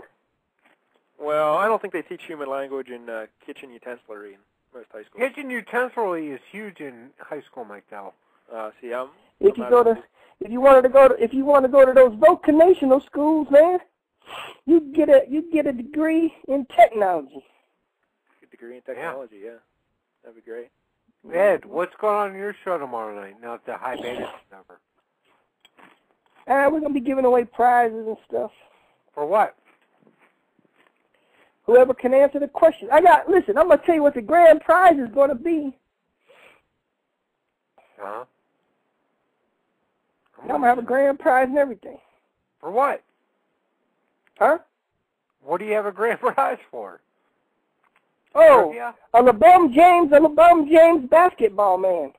Or a Paul Pierce basketball man. Whoever wins, whatever team wins, the Cavaliers or the Celtics. Nice. That will be the team, that will be the player that they get. Now, what kind of questions do? Yeah, what kind of questions do they have to answer? A bunch of them. Well, what are the topics? Toppings on ice cream? No, topics. Is it like basketball trivia? Is that what it is? We're going to have all kind of trivia, man, about world literature. Oh, well, sign me up. I'll take that. I'll take that action. Let's go. I've been reading a book to the baby, man. What book? Hold on. Okay, I'm almost done with it, man. The baby, I be reading them every night. I'm on chapter XI. Yeah, chapter 11. It say, the next day was foggy. Everything on the farm was dripping wet. The grass looked like a magic carpet. The asparagus patch looked like a silver forest. On foggy mornings, Charlotte's Web was I was going to say Charlotte's Web. There it is. Yep. This morning, each thin strand was decorated with dozens of tiny beds of water. The web glistened in the light and made a pattern of love lines and mystery, like a delicate veil. Even Lurvy, who wasn't particularly interested in beauty, noticed the web's when you come with the pig's breakfast. Yeah, I bet you can't. I bet. A couple things. First of all, you should be commended for starting a love of literature early in life for the baby. That's wonderful that you're reading to the baby. That's a good job, buddy. Well done. And second, I stole this book from the library. Well, that's not good. You can't steal from the library. You can just borrow from the library and then take it back. Hey, unless you're Larry. He borrows a book like 10 years ago and still hasn't taken it back. But the other thing, Ed, have you ever thought about doing reading books on tape and selling them? Because tremendous. I'll do it. Yeah. Listen, I bet you can't name the author of this book. E.B. White. E.B. Webb. Or E.B. White. Yeah. Nope. F. White. F. White, really? Yeah. And they say pictures by Garth Williams. Oh, he's very good. Yeah. Hey, the Ed.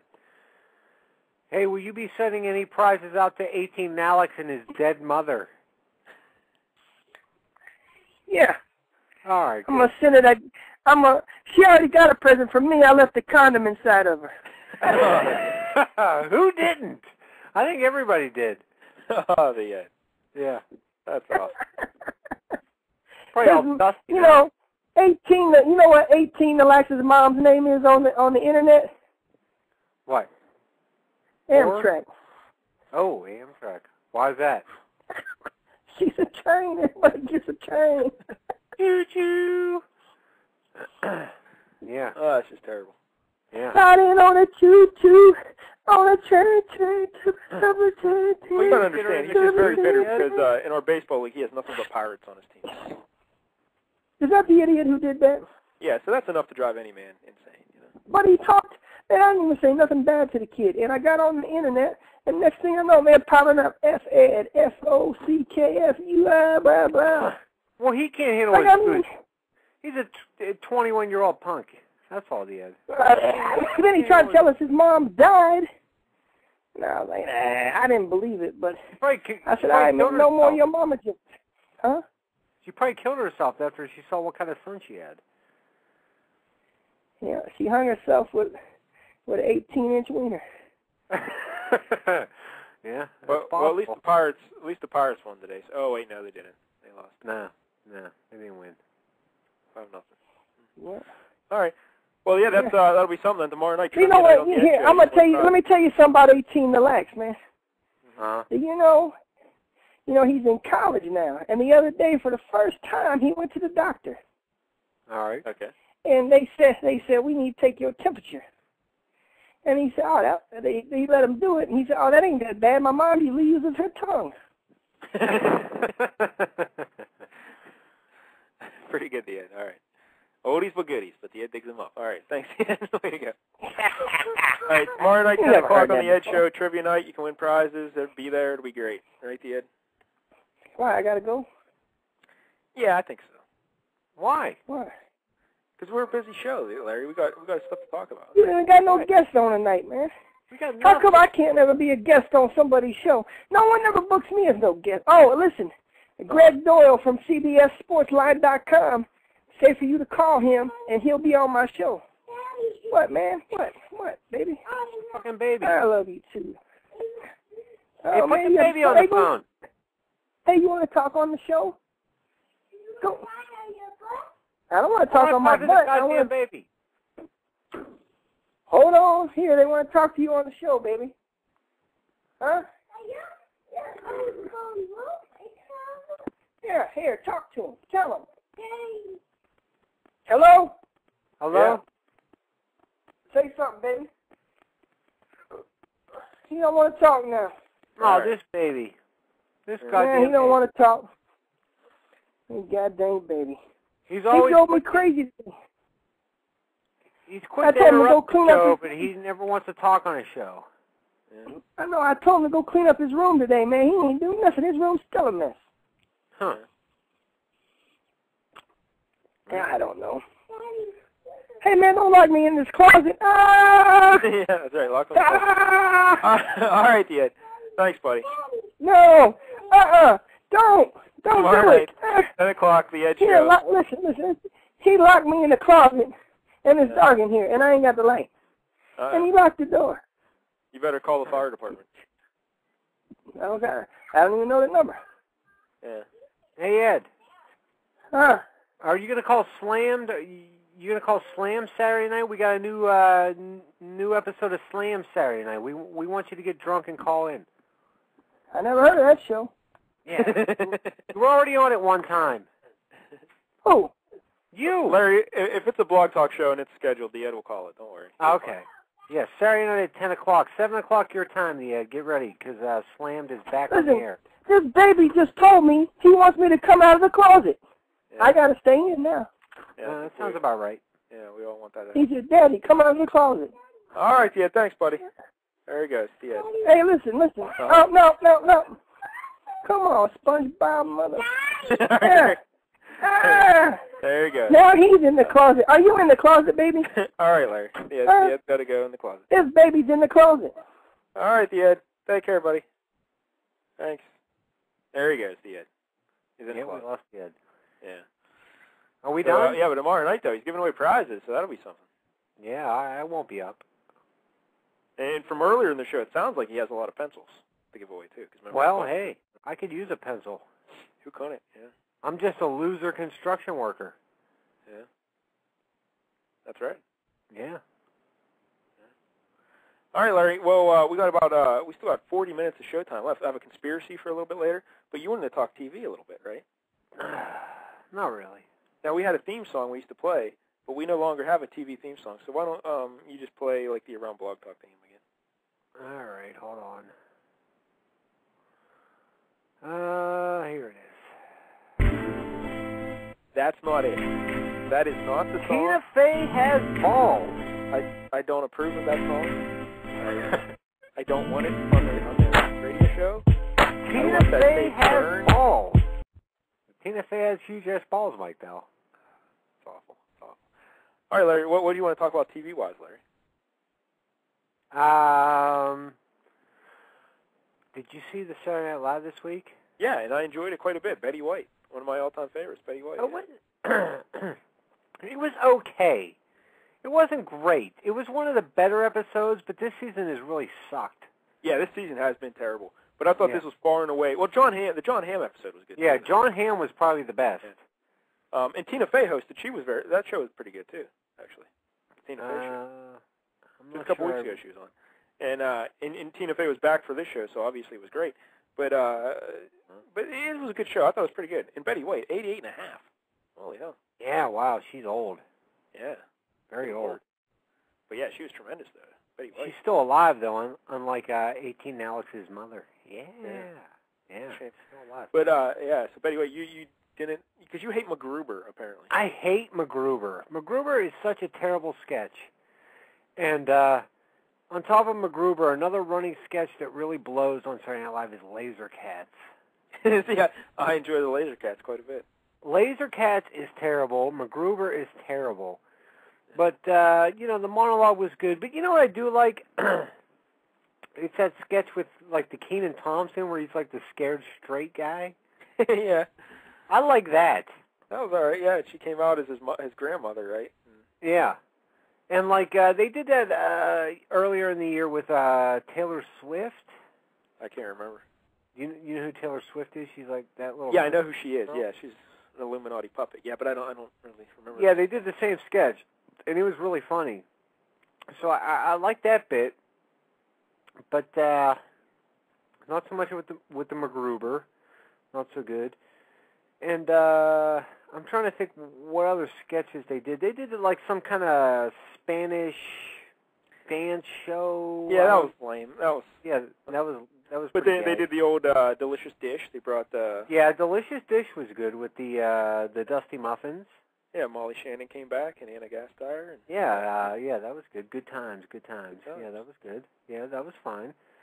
And Tina Fey was at the end of the show. She was a census taker. Yeah, that was a good sketch too. Yeah, but remember, like about 10 years ago, or whenever the last time they did the census. Remember they did it. Tim Meadows was interviewing. I'm blanking on his name. The weird dude. He was in Annie Hall. He played the brother. Why can't I think of his name? The weird dude in Annie Hall who played... Deer Hunter. De Niro? Walken? Yeah, it's Christopher Walken. How can I forget Christopher Walken? I don't know. He's only hosted the show like 8,000 times. But but Christopher Walken, they did the exact same sketch where Tim Meadows was interviewing Christopher Walken, and he was just giving him bizarre answers for the census. So I don't know. I do not remember that. Yeah, but that was funny. And, I can't even think what else they did, but yeah. Now, why didn't they do a Golden Girl sketch?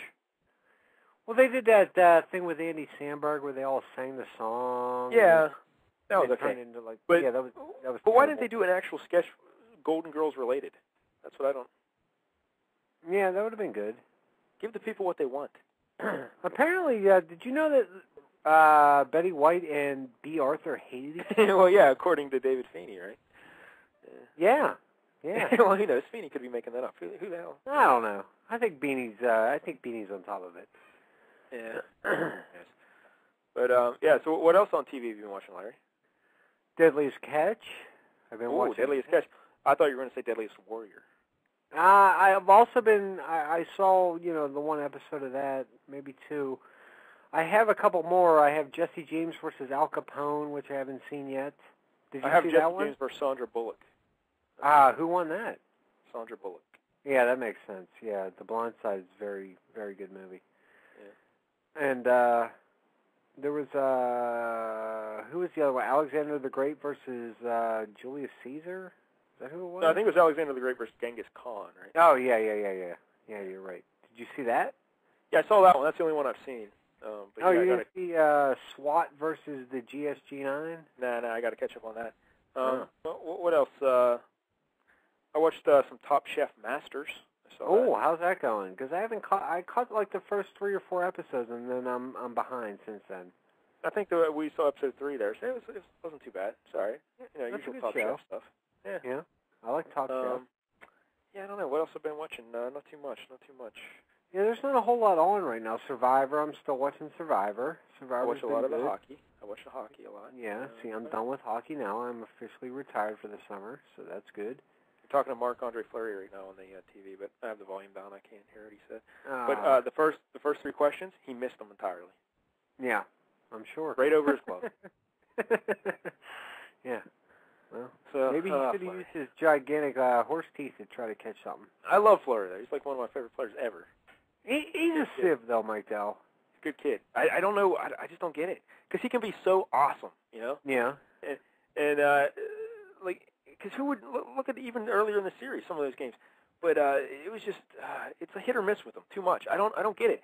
Because at the beginning of the season, he was tremendous. Just awesome goaltender. The first 3 or 4 weeks of the season. So quiet in net, so controlled. He hardly moved, right on the angle all the time. And then something happened, and he reverted back to old Marc-Andre. And it's been awful. He needs to go back to the yellow pads. Come on. He makes great saves, and then he lets up easy, crappy goals. The inconsistency there is very frustrating, and he seems like a nice guy, but I thought he got it out of his system. I thought last year he finally got all that stuff out of his system, giving up the weak goals, and but it came back with a vengeance. Oh yeah, it killed him. You can't give up soft goals in the playoffs, especially at teams like Montreal, where it's just so hard. Inferior teams with crappy goals, you're just not going to win. Yeah, inferior teams that throw all 5 guys into the slot and block 50 shots a game. Yeah, the grabs. Yeah, it's too tough. Yeah. Le gravitant. Now, what else? Before the show, you told me you want to talk about something else too. Some Maxim list. Oh, the Maxim list. Yeah, I saw that. Every year they rate like the top 100 and everything. And this top year, 100 ladies. Ladies. Good-looking ladies. Yeah, good-looking ladies. And this year was Katy Perry at number 1. Who canceled? No, because I would drive to Greensburg and punch you in your mouth. Katy Perry is very, very smoking hot, but is she the hottest chick in the entire world? I don't think so. She's all right and all, She's an attractive lady. She's an attractive lady. First off, you like Tina Fey, so your opinion has no merit. Where was Tina Fey on the list? Probably, 6,332,000. Do you have the list in front of you? I do not, but let me see if I can. Let me pull it up real quick, because I forgot all about it. Maxim's hottest. That's the kind of preparation we do for the show. Yeah. Let's see. I'll just sit here quietly and wait. All right. I'm pulling it up. Sure you are. I'm pulling it up. Hey, it's Kristen, your 2009 hometown.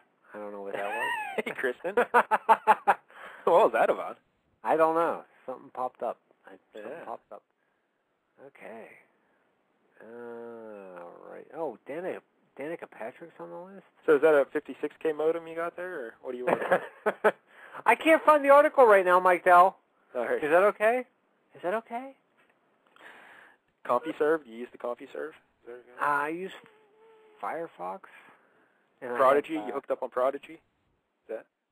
I really don't. I don't really care for your smarky attitude. I don't know who this girl is. All right. Let me turn the volume down because I'm on the Maxim site. But there's some fucking Christian broad. All right. Here's the list. Let me get down to like the top 10. Yeah, top 10. Give us the top 10. Marissa Miller at number 10. Hey, isn't that the Sports Illustrated lady that the Dave interviewed? Maybe. Yeah, she's a attractive lady. Kind of looks like a ferret, if you ask me. A little ferretish. But well, from the picture I see, she has nice boobs. Sure. And nice boobs are always good to pop a bun or two. Number 9, Kim Kardashian. Oh, come on, please. Is a disgusting beast. Yeah. Number 8, Olivia Munn. She's good. I don't know if I'd put her in the top 10, but overrated. Number 7 is Elizabetta Canalis. I have no idea who that is. I have no idea who that is either. Never heard of her. All right. Let me see what happens when I click on her picture. She's Italy's hottest it girl, and she was Let me check 1 minute. Do we live in Italy? No. Then no, I don't care. All right. Next. Number 6 was Rihanna. Oh my goodness. I would give 10 paychecks to.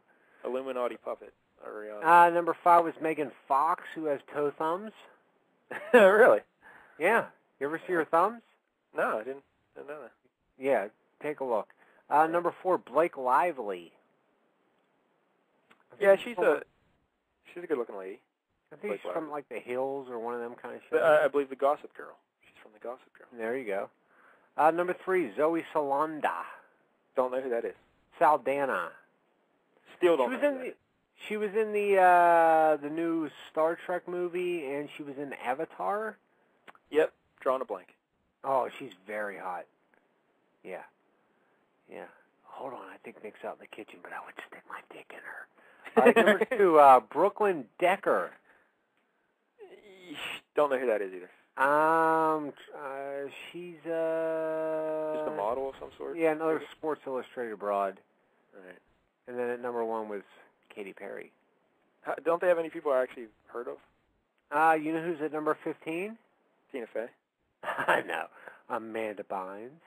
Oh, come on. Yeah, that's right, bitch. What do you think of that? That's just ridiculous. Bullshit. That's not ridiculous. Amanda Bynes. She's got nice jugs. She's got a nice face. Oh, I'm trying to see if Tina Fey's on the list. Kristen Bell at 52. Lily Allen? Really? Who likes a man face? Oh.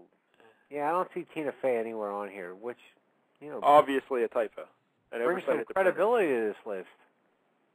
Bring some credibility. Cara DiGuardi from the American Idol made it in at number 93. Come on. I'd Really? bang that girl. I'd bang her. Yeah. Oh, my goodness. Yeah, I'd drop a load in her. Why not? You're a classy guy. Hey, I think Philly's up 2-1. Did they win? I can check. Yeah, it's 3-3, going back to Boston. Or no, it's third period. Dang. Oh, way to go, Mike, though. You jinxed it. Yeah, I know. Does it really matter at this point? The Pens are out. Who cares? Well, Fox Sports is messing with my head because they have the score 2-1, but then they have the Boston picture next to Philadelphia and the Philly picture next to Boston.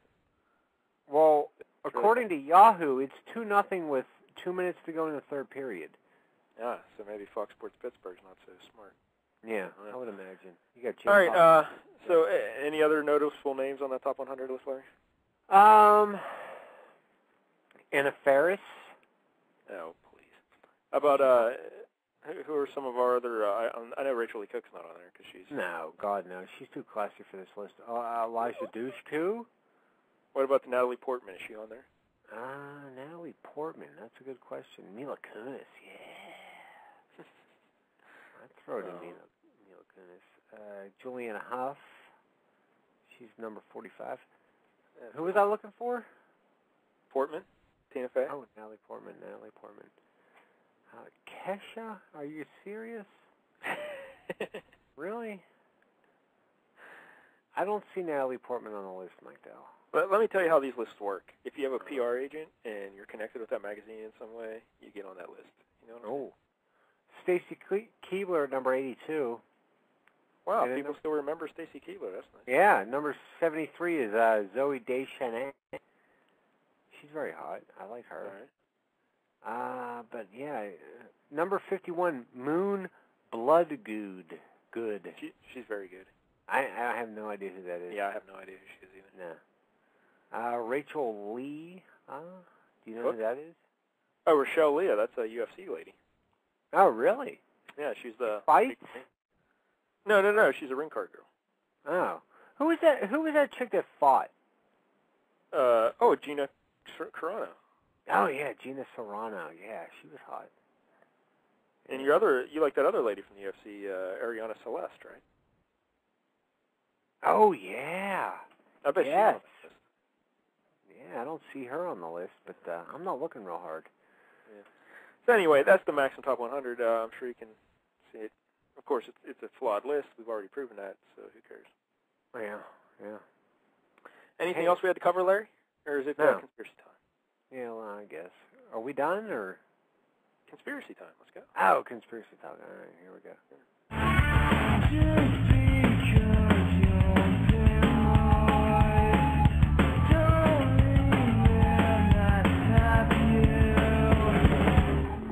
You want answers? I think I'm entitled. You want answers? I want the truth! You can't handle the truth! I don't want you to protest. I don't want you to riot. I don't want you to write to your congressman because I wouldn't know what to tell you to write. I don't know what to do about the depression and the inflation and the Russians and the crying in the streets. All I know is that first, you've got to get mad. You've got to say, I'm a human being. God damn it. My life has value. I want all of you to get up out of your chairs. I want you to get up right now and go to the window, open it, and stick your head out and yell, I'm as mad as hell, and I'm not going to take this anymore!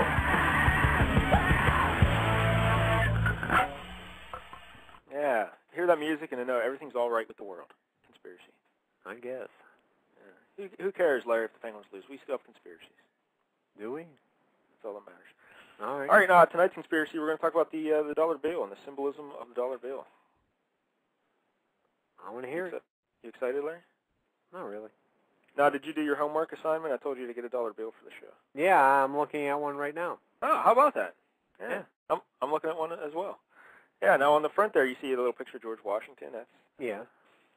Now, Larry, if you go way up in the top corner there, the top right by the one, like in the framework of the one, that little outline there, and the top left corner, you can see a little itty-bitty guy, like by the leaf of the one thing. And I kind of see what you're talking about, yeah. Yeah, people say that's either an owl or some people say a spider. The owl makes the most sense from a symbolic standpoint because Athena and Minerva and wisdom, and it's also a lot of Bohemian Grove symbolism as an owl and stuff. But I don't know if that's really an owl, or it's tough to tell. And it could very just be hard to tell. Yeah, apparently if you get out a magnifying glass, you can see. But I think it might just be some mishap with the background design. So, I don't know if that's anything really. But on the back, let's go to the back, Larry, because this is where it gets interesting. Mm-hmm. Now, on the back of your $1 bill, you got on the left, you have a pyramid with an all-seeing eye above it. Right. That looks suspicious. and then on the right, we have an eagle. And something there. Now, do you know what those two things are, Larry? A pyramid and an eagle? Yeah, I'm pretty much Well, just aware the symbol itself. They combine to form the Great Seal of the United States. Okay. The Great Seal is actually two-sided. A lot of people think the Great Seal was just the eagle, but no, it's actually it has two sides, and the other side is the pyramid with the all-seeing eye. Now, a lot of people right away say all-seeing eye. It's obviously Illuminati, Masonic symbolism, conspiracy, right there. Bang, nailed it, done. But is that really what it is, Larry? I don't know. Probably not if you're bringing it up. Yeah, we'll see. So let's get some history first about the Great Seal. On July 4th, 1776, which is kind of a famous day in American history, Thomas Jefferson, Ben Franklin, and John Adams were appointed to the first committee to come up with the seal. They said, hey, fellas, we need a seal for this new country we got here. You're in charge. So designing the Great Seal took 6 years, 3 different committees, a whole bunch of artists, revisions and everything. And the official Great Seal wasn't adopted until June 20th, 1782. The guy who is credited with designing it was named Charles Thompson, and he was the secretary of the Continental Congress from 1774 to 1789. And he developed it there with his buddy William Barton, who was a Philadelphia lawyer who was well known at the time for his knowledge of heraldry, which is just like coat of arms and insignias and stuff. And so they're credited with designing the Great Seal. There's all sorts of other stories about how they came up with the design, but it's all kind of there's one rumor says a mysterious man in a cloak came up and gave him the idea for it. Who knows? I tend not to believe that. But Thomason and Barton came up with this idea. They drew the little eagle holding the olive branch and the arrows and the shield on its chest and the stars above its head, and it came up with the triangle and the little all-seeing eye there. And now the pyramid, Thomason says the pyramid was meant to represent strength and duration, and it's unfinished to show the nation's progress. It still has a ways to go before it's complete.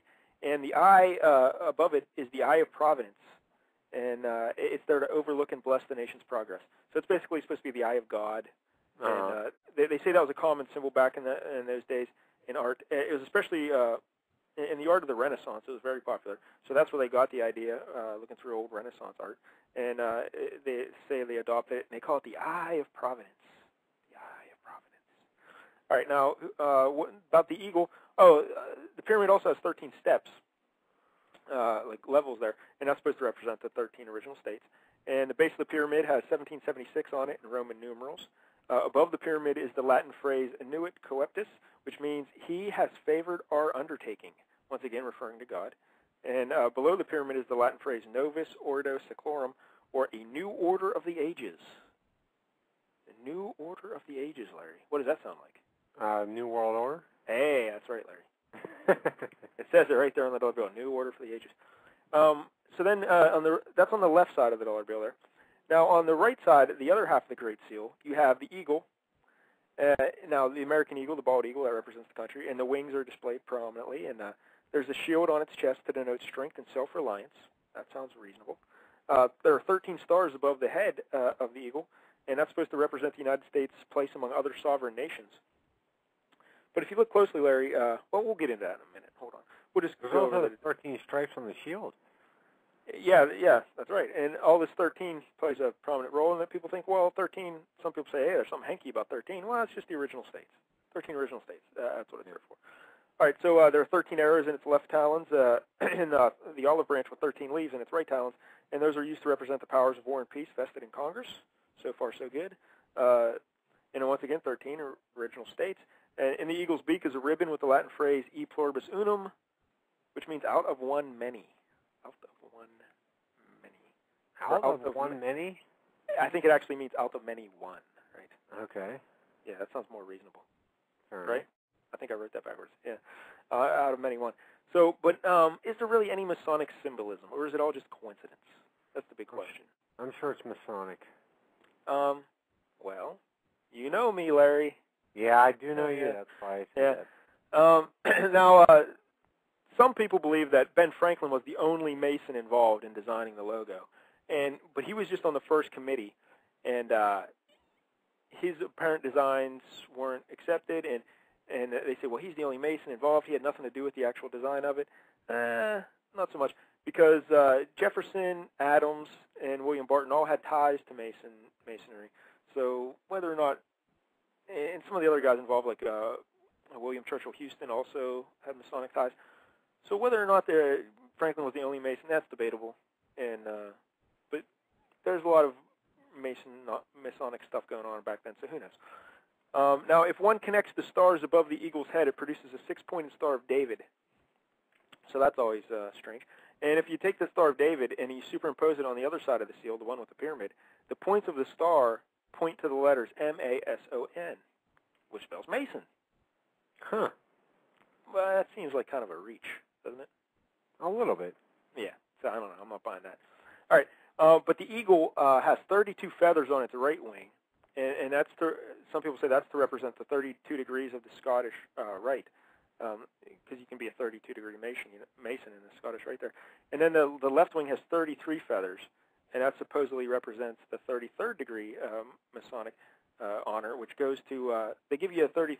You become a 33rd degree Mason if you do exemplary work. It's kind of like a bonus, you know. All right. They're like, hey, you're a 33rd degree Mason now. So, I mean, that could be, you know. It seems odd that one side of the eagle would have 32 feathers and one have 33. It seems peculiar. And then the 9 tail feathers also supposedly ties into Masonic symbolism. Could be a coincidence. Who knows? What can you say? Now, the one guy who always debunks all this Masonic symbolism, or he says that the stuff on the dollar bill has nothing to do with the Masons, is a guy named Dr. S. Brent Morris. Now the problem with if you search the internet, like everyone who tries to debunk the Masonic symbolism on the dollar, they always direct you to this essay that this one guy wrote. And the problem with his essay there is he contends that the all-seeing eye above the pyramid is not Masonic in the least, and that the Masons didn't start using that as a symbol until 1797, which, you know, is years after the official seal, 15 years after the official seal was adopted. So he says, obviously, bang, nothing to do with Masonry at all. But the problem is he kind of stretches the truth there about Masons not using that as a symbol. There's documented proof that they were using it as a symbol in Germany and French Masonic lodges in 1770, at least 1770. And these were the same lodges that Franklin attended when he was in France. So don't worry, that's bunk, the whole 1797 date. That's not true at all. So that doesn't spoil anything. And also, Morris claims the original committee design featured no Masonic symbolism whatsoever, yet drawings exist, the original drawings exist, that show the original concept featured the all-seeing eye. And it made it to the final design. So that's not true either. So don't believe that Mr. Morris guy when you're reading his essay, Larry. Because I know you're going to go and read it right away after the show. Absolutely. But don't buy into it. All right, so whether or not the Founding Fathers intentionally put Masonic symbolism into the dollar bill, it's questionable. You know, there's some evidence that it's true, but some evidence that it could all just be coincidence. So is that it? Are we done, Larry? I don't know. No, we're not done. Oh, of course we're not done. There's still some strange stuff going on here. Ask yourself this: how did that United States Great Seal get on the dollar bill? Do you know? No. Yeah, well, in 1934, Secretary of Agriculture Henry Wallace was reading about the Great Seal, and he noticed the Latin phrase Novus Ordo Seclorum, which we've already talked about means New Order of the Ages. Wallace saw this, and he said, hey, that sounds like the New Deal, because he was working for Roosevelt at the time, and Roosevelt was trying to build up support for his New Deal plan there. So he said, hey, it's kind of like the New Deal for the ages. We should use this seal on to our advantage. We should somehow do something with this. So he takes it and he shows it to FDR, and FDR loved it because FDR was a 32nd degree Mason. So was Wallace, by the way. And when FDR was shown the seal, what did he notice right away, Larry? The seeing eye. That's right, the all-seeing eye. And he said, by the way, the all-seeing eye in Masonry, it represents the great architect of the universe, which is what they call God, basically. Right. The great architect. And so right away, FDR says, whoa, that's beauty right there. We got to use this. And because he liked the idea of the great architect overlooking the nation's progress and blessing it, and he says, hey, we can use this on our currency. And Wallace wanted to just put it on coins. FDR said, no, let's put it on dollar bills. At FDR, he's always thinking. He's always thinking. So they took it to the Treasury. The Treasury made up a little plan there. And the original design had the pyramid on the right side and the eagle on the left, and FDR asked them to flip it for some reason. So that's why we have it the way it is now.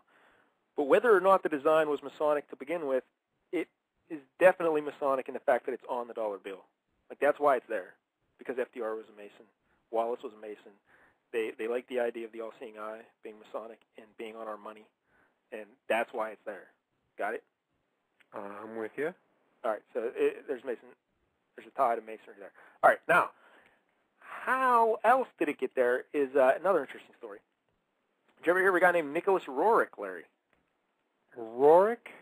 Roerich, R-O-E-R-I-C-H. Nicholas Roerich. He was born October 9th, 1874 in St. Petersburg, Russia. He died December 13th, 1947. But Roerich was a Russian artist, philosopher, and writer. He was famous for his oil paintings. He produced 7,000 during his lifetime. That's a lot of paintings, Larry. A lot of paintings. He worked to defend culture and protect artistic and academic institutions around the world. He was nominated for 3 Nobel Peace Prizes. Nicholas Roerich. You know what else Nicholas Roerich did? He an interesting thing about his paintings, first of all.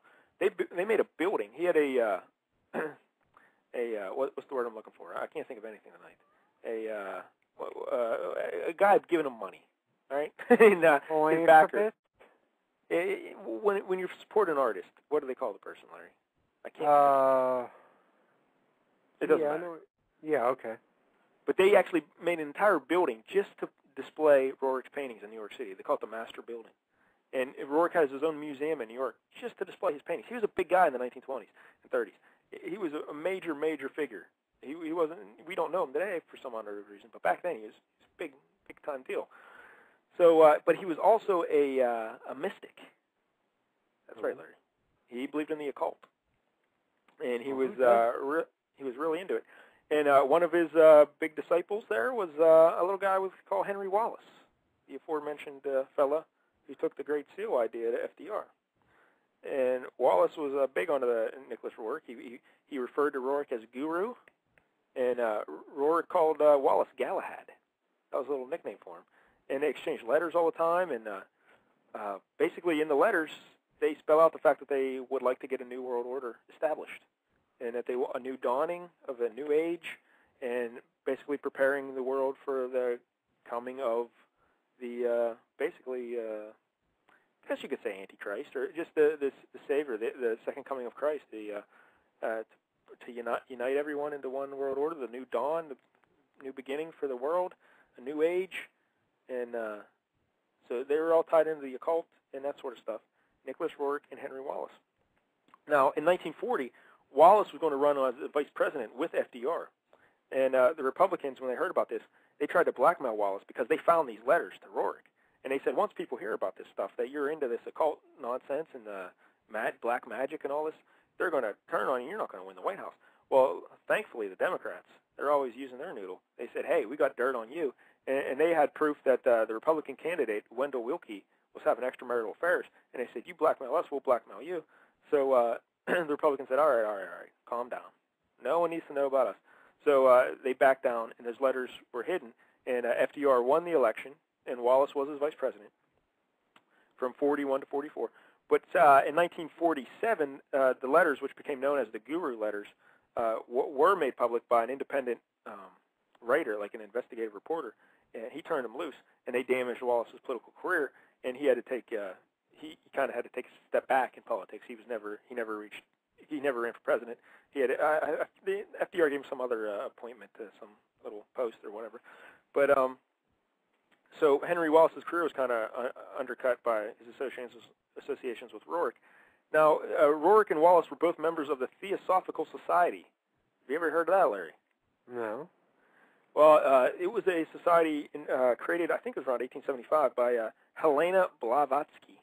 She's basically the mother of New Age and occultism. Now, she also believed that Lucifer was kind of like God. So I guess, like in the Garden of Eden story, Larry, Blavatsky and her crew figured that the snake was actually God, and the God figure was Satan. Because why wouldn't God want us to have the knowledge of the forbidden fruit? See how she says it? So yeah. She thinks, well, Lucifer, the light bringer, would want us, a true God, would want us to have that wisdom. So eat the fruit there, Eve. Go ahead. Eat it up. And so they kind of see the Bible as the old switcheroo, you know? And so Blavatsky and Roerich and all these fellas, they think Lucifer's he's the tops. Well, who doesn't? Yeah, exactly. So Rourke, he's the guy influencing Wallace to get him to use the pyramid with the all-seeing eye. Because another name for that all-seeing eye, back in the day, was called the Eye of Providence.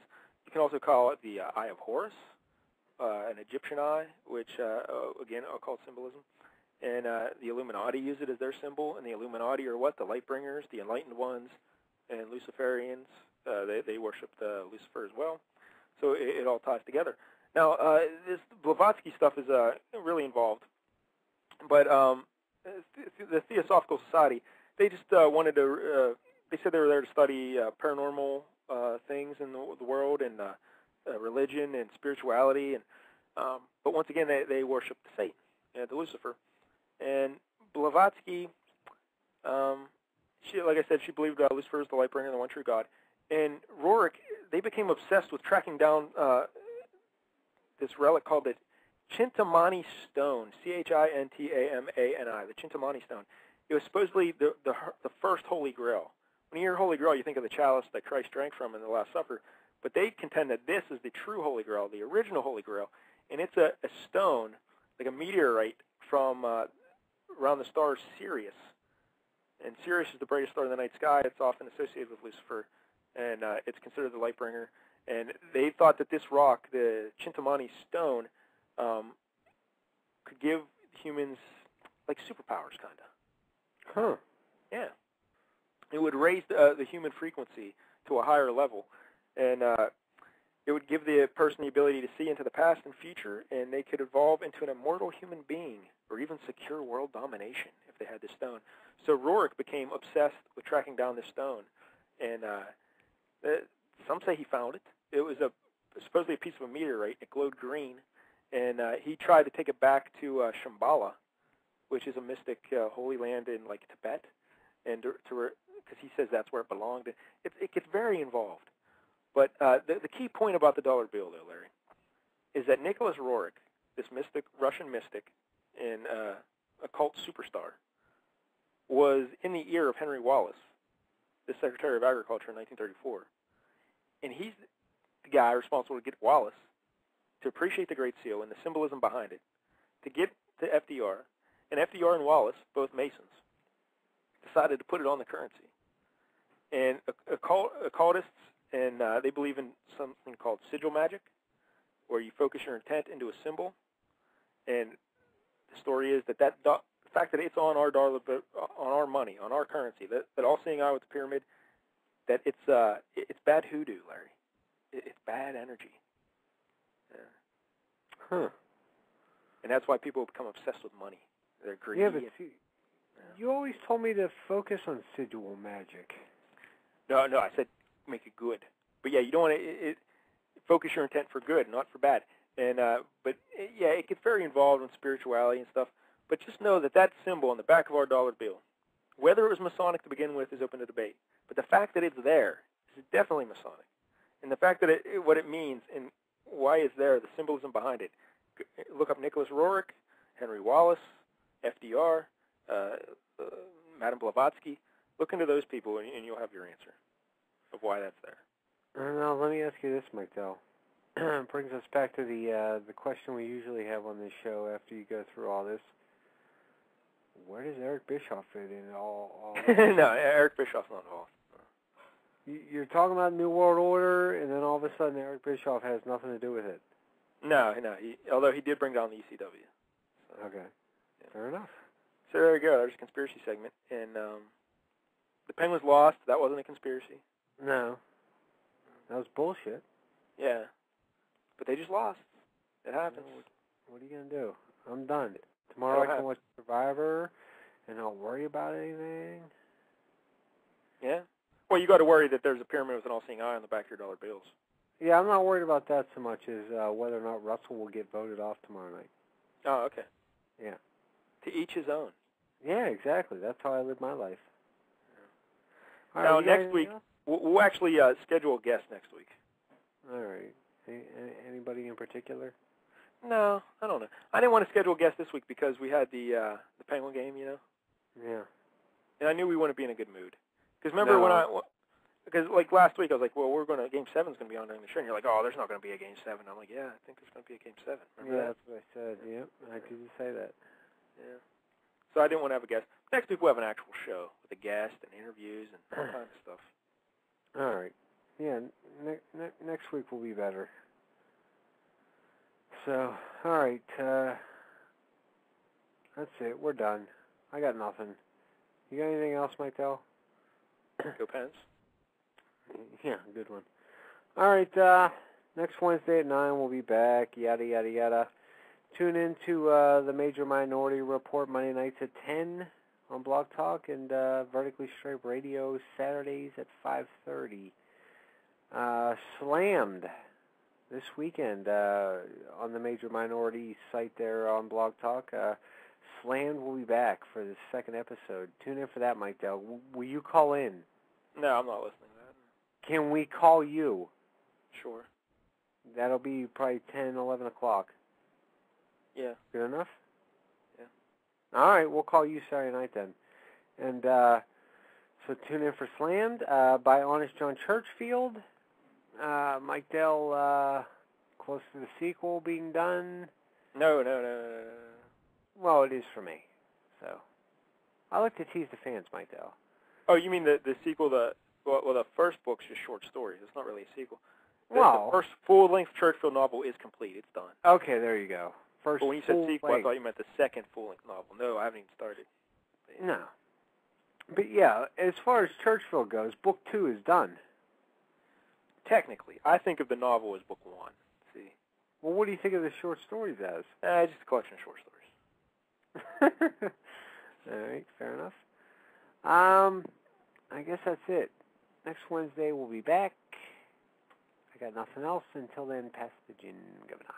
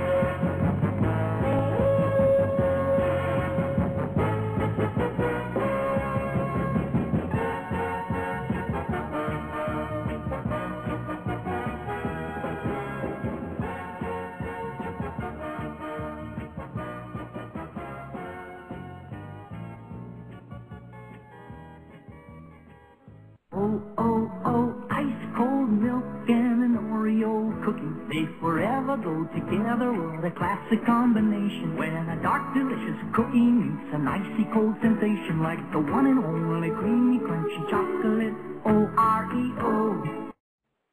Thank you very much.